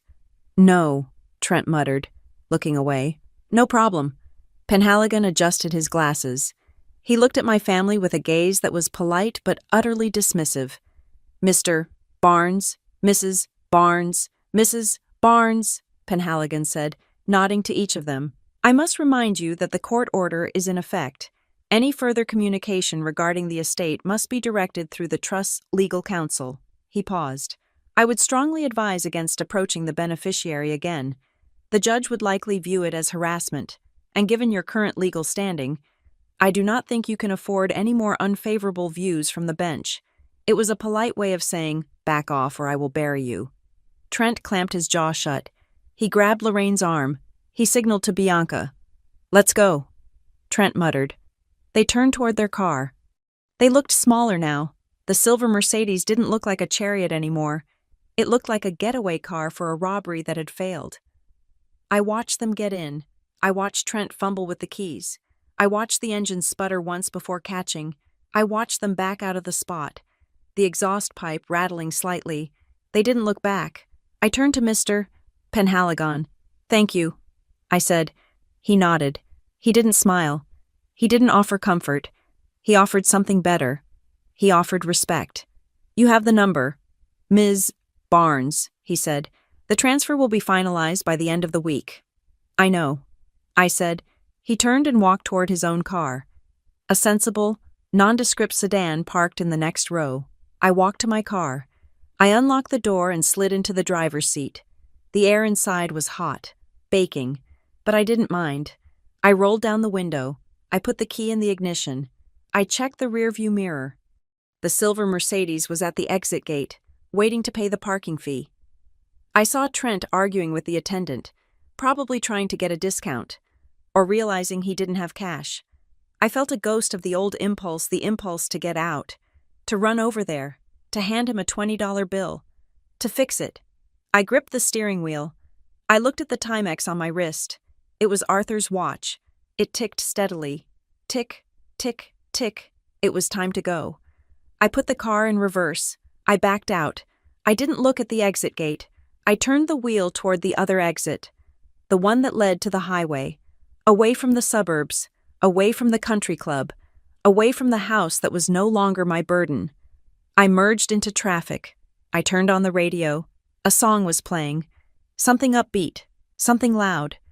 I drove, and for the first time in 30 years, I didn't check my phone to see if they were calling. I didn't worry if they were angry. I didn't carry their disappointment in the passenger seat. I left them in the parking lot. I left them with their debt and their anger and their, "We have nothing." I had everything. I had the silence, I had the road, and I had the truth. I smiled. It was a small smile, just for me. The leech had detached, and the host was finally free. 3 weeks later, the phone rang. It was 11 in the morning on a Tuesday, the kind of bright, unremarkable day that usually signals the end of a long winter. I was standing in the kitchen of Arthur's house, my house, now making tea. I picked up the phone. I did not need caller ID to know who it was. "It is finished. Ms. Barnes," the voice on the other end said. It was Mr. Penhaligon. His voice was as crisp and dry as autumn leaves. I leaned against the granite counter, feeling the cool stone through my shirt. "Is it?" I asked. "The final court order was signed this morning." Penhaligon confirmed. "The assets have been liquidated and transferred according to the trust's instructions. The real estate deeds have been recorded in your name. The transfer is complete." He paused, the sound of papers shuffling in the background. "You are now the sole beneficiary and owner of the Barnes estate. The funds should hit your account within the hour." I didn't cheer. I didn't cry. I just closed my eyes and let out a breath I felt like I had been holding for 20 years. It wasn't about the money. I mean, yes, it was $22 million. It was a number so large it felt abstract, like a coordinate on a map rather than cash in a bank. But the money was just a tool. The real victory was the silence of no more fighting, the silence of no more defending. "Thank you."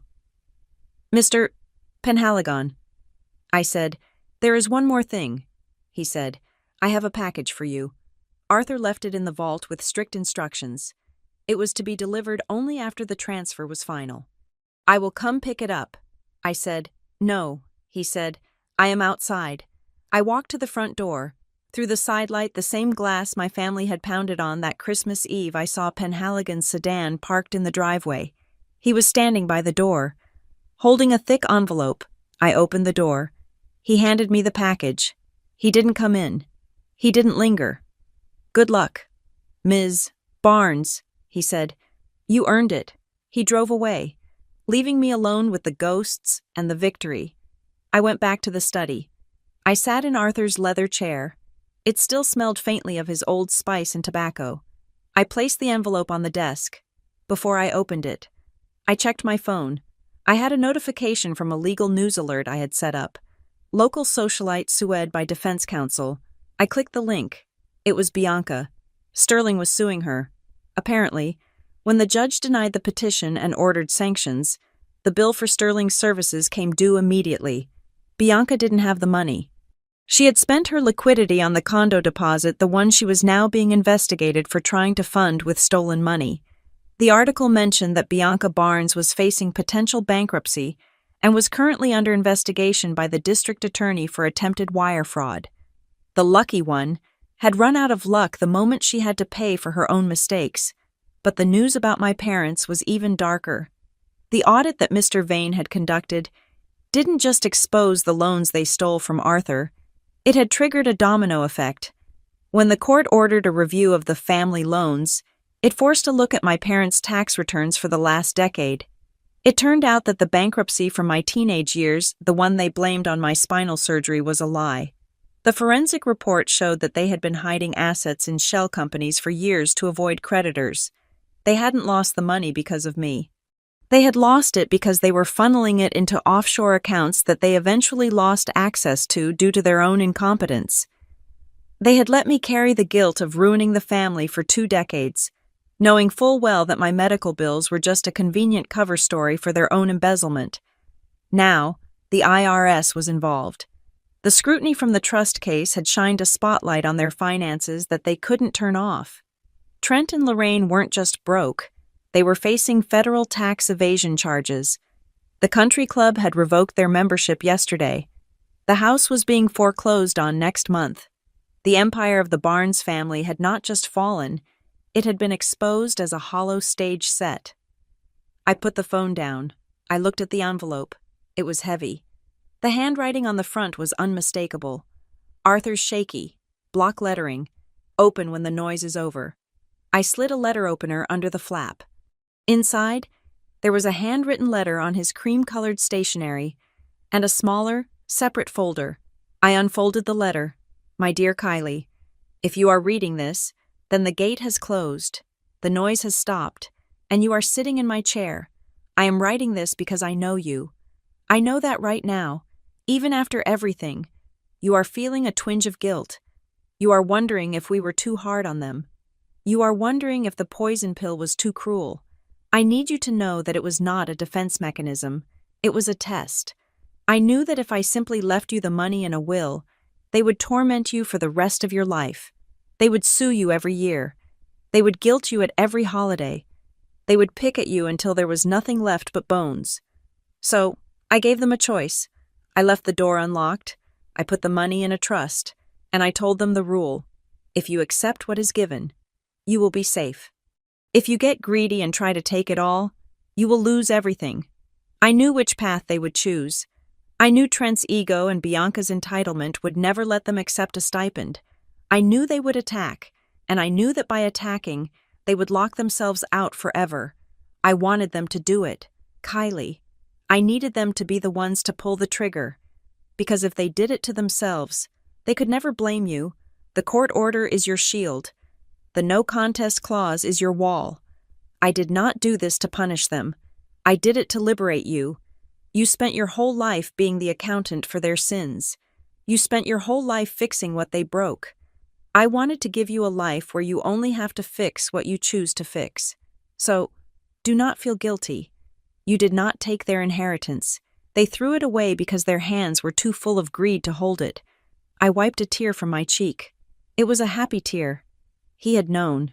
He had orchestrated the entire thing, not as a vengeful ghost, but as a protective grandfather. He had used their own nature against them to ensure I would be free. I opened the second folder. Inside was a document establishing a separate, smaller trust. It was funded with $2 million, the Caregiver Fund. The document read, there was a note attached, for the nurses who changed my sheets, for the housekeeper who made my soup, for the people who do the work that Trent and Bianca think is beneath them. This fund is for you to administer. Kylie, give it to the people who actually care, because care has a value, and it is time we paid the bill. I smiled. Even in death. Arthur was teaching me.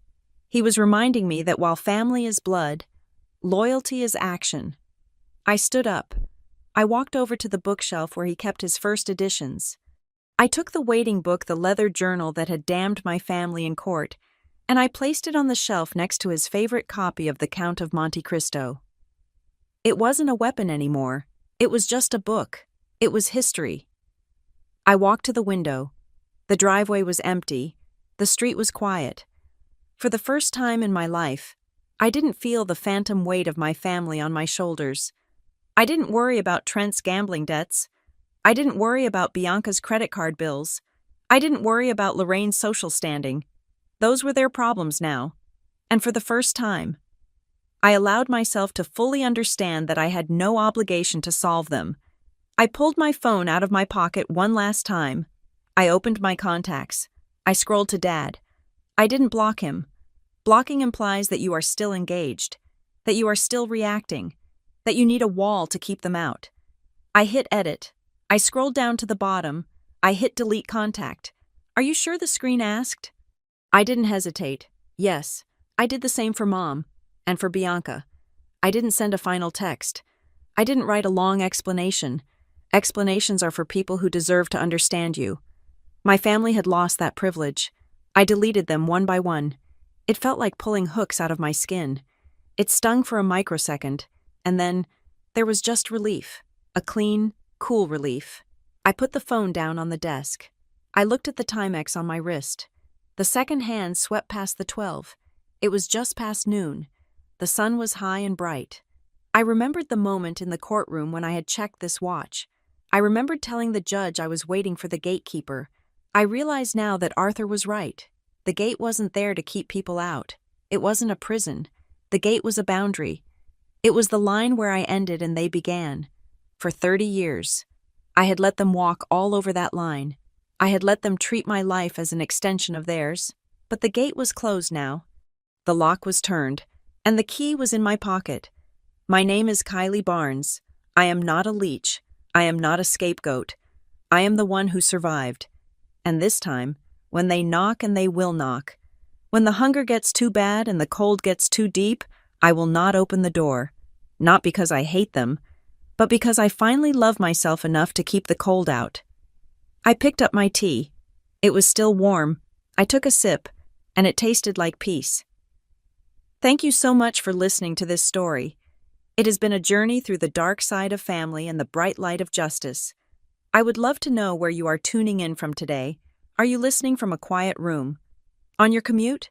Or maybe while taking a walk? Please drop a comment below and let me know your location and what you thought of Kylie's final decision. If you enjoyed this story, please subscribe to the Lily Revenge Stories channel.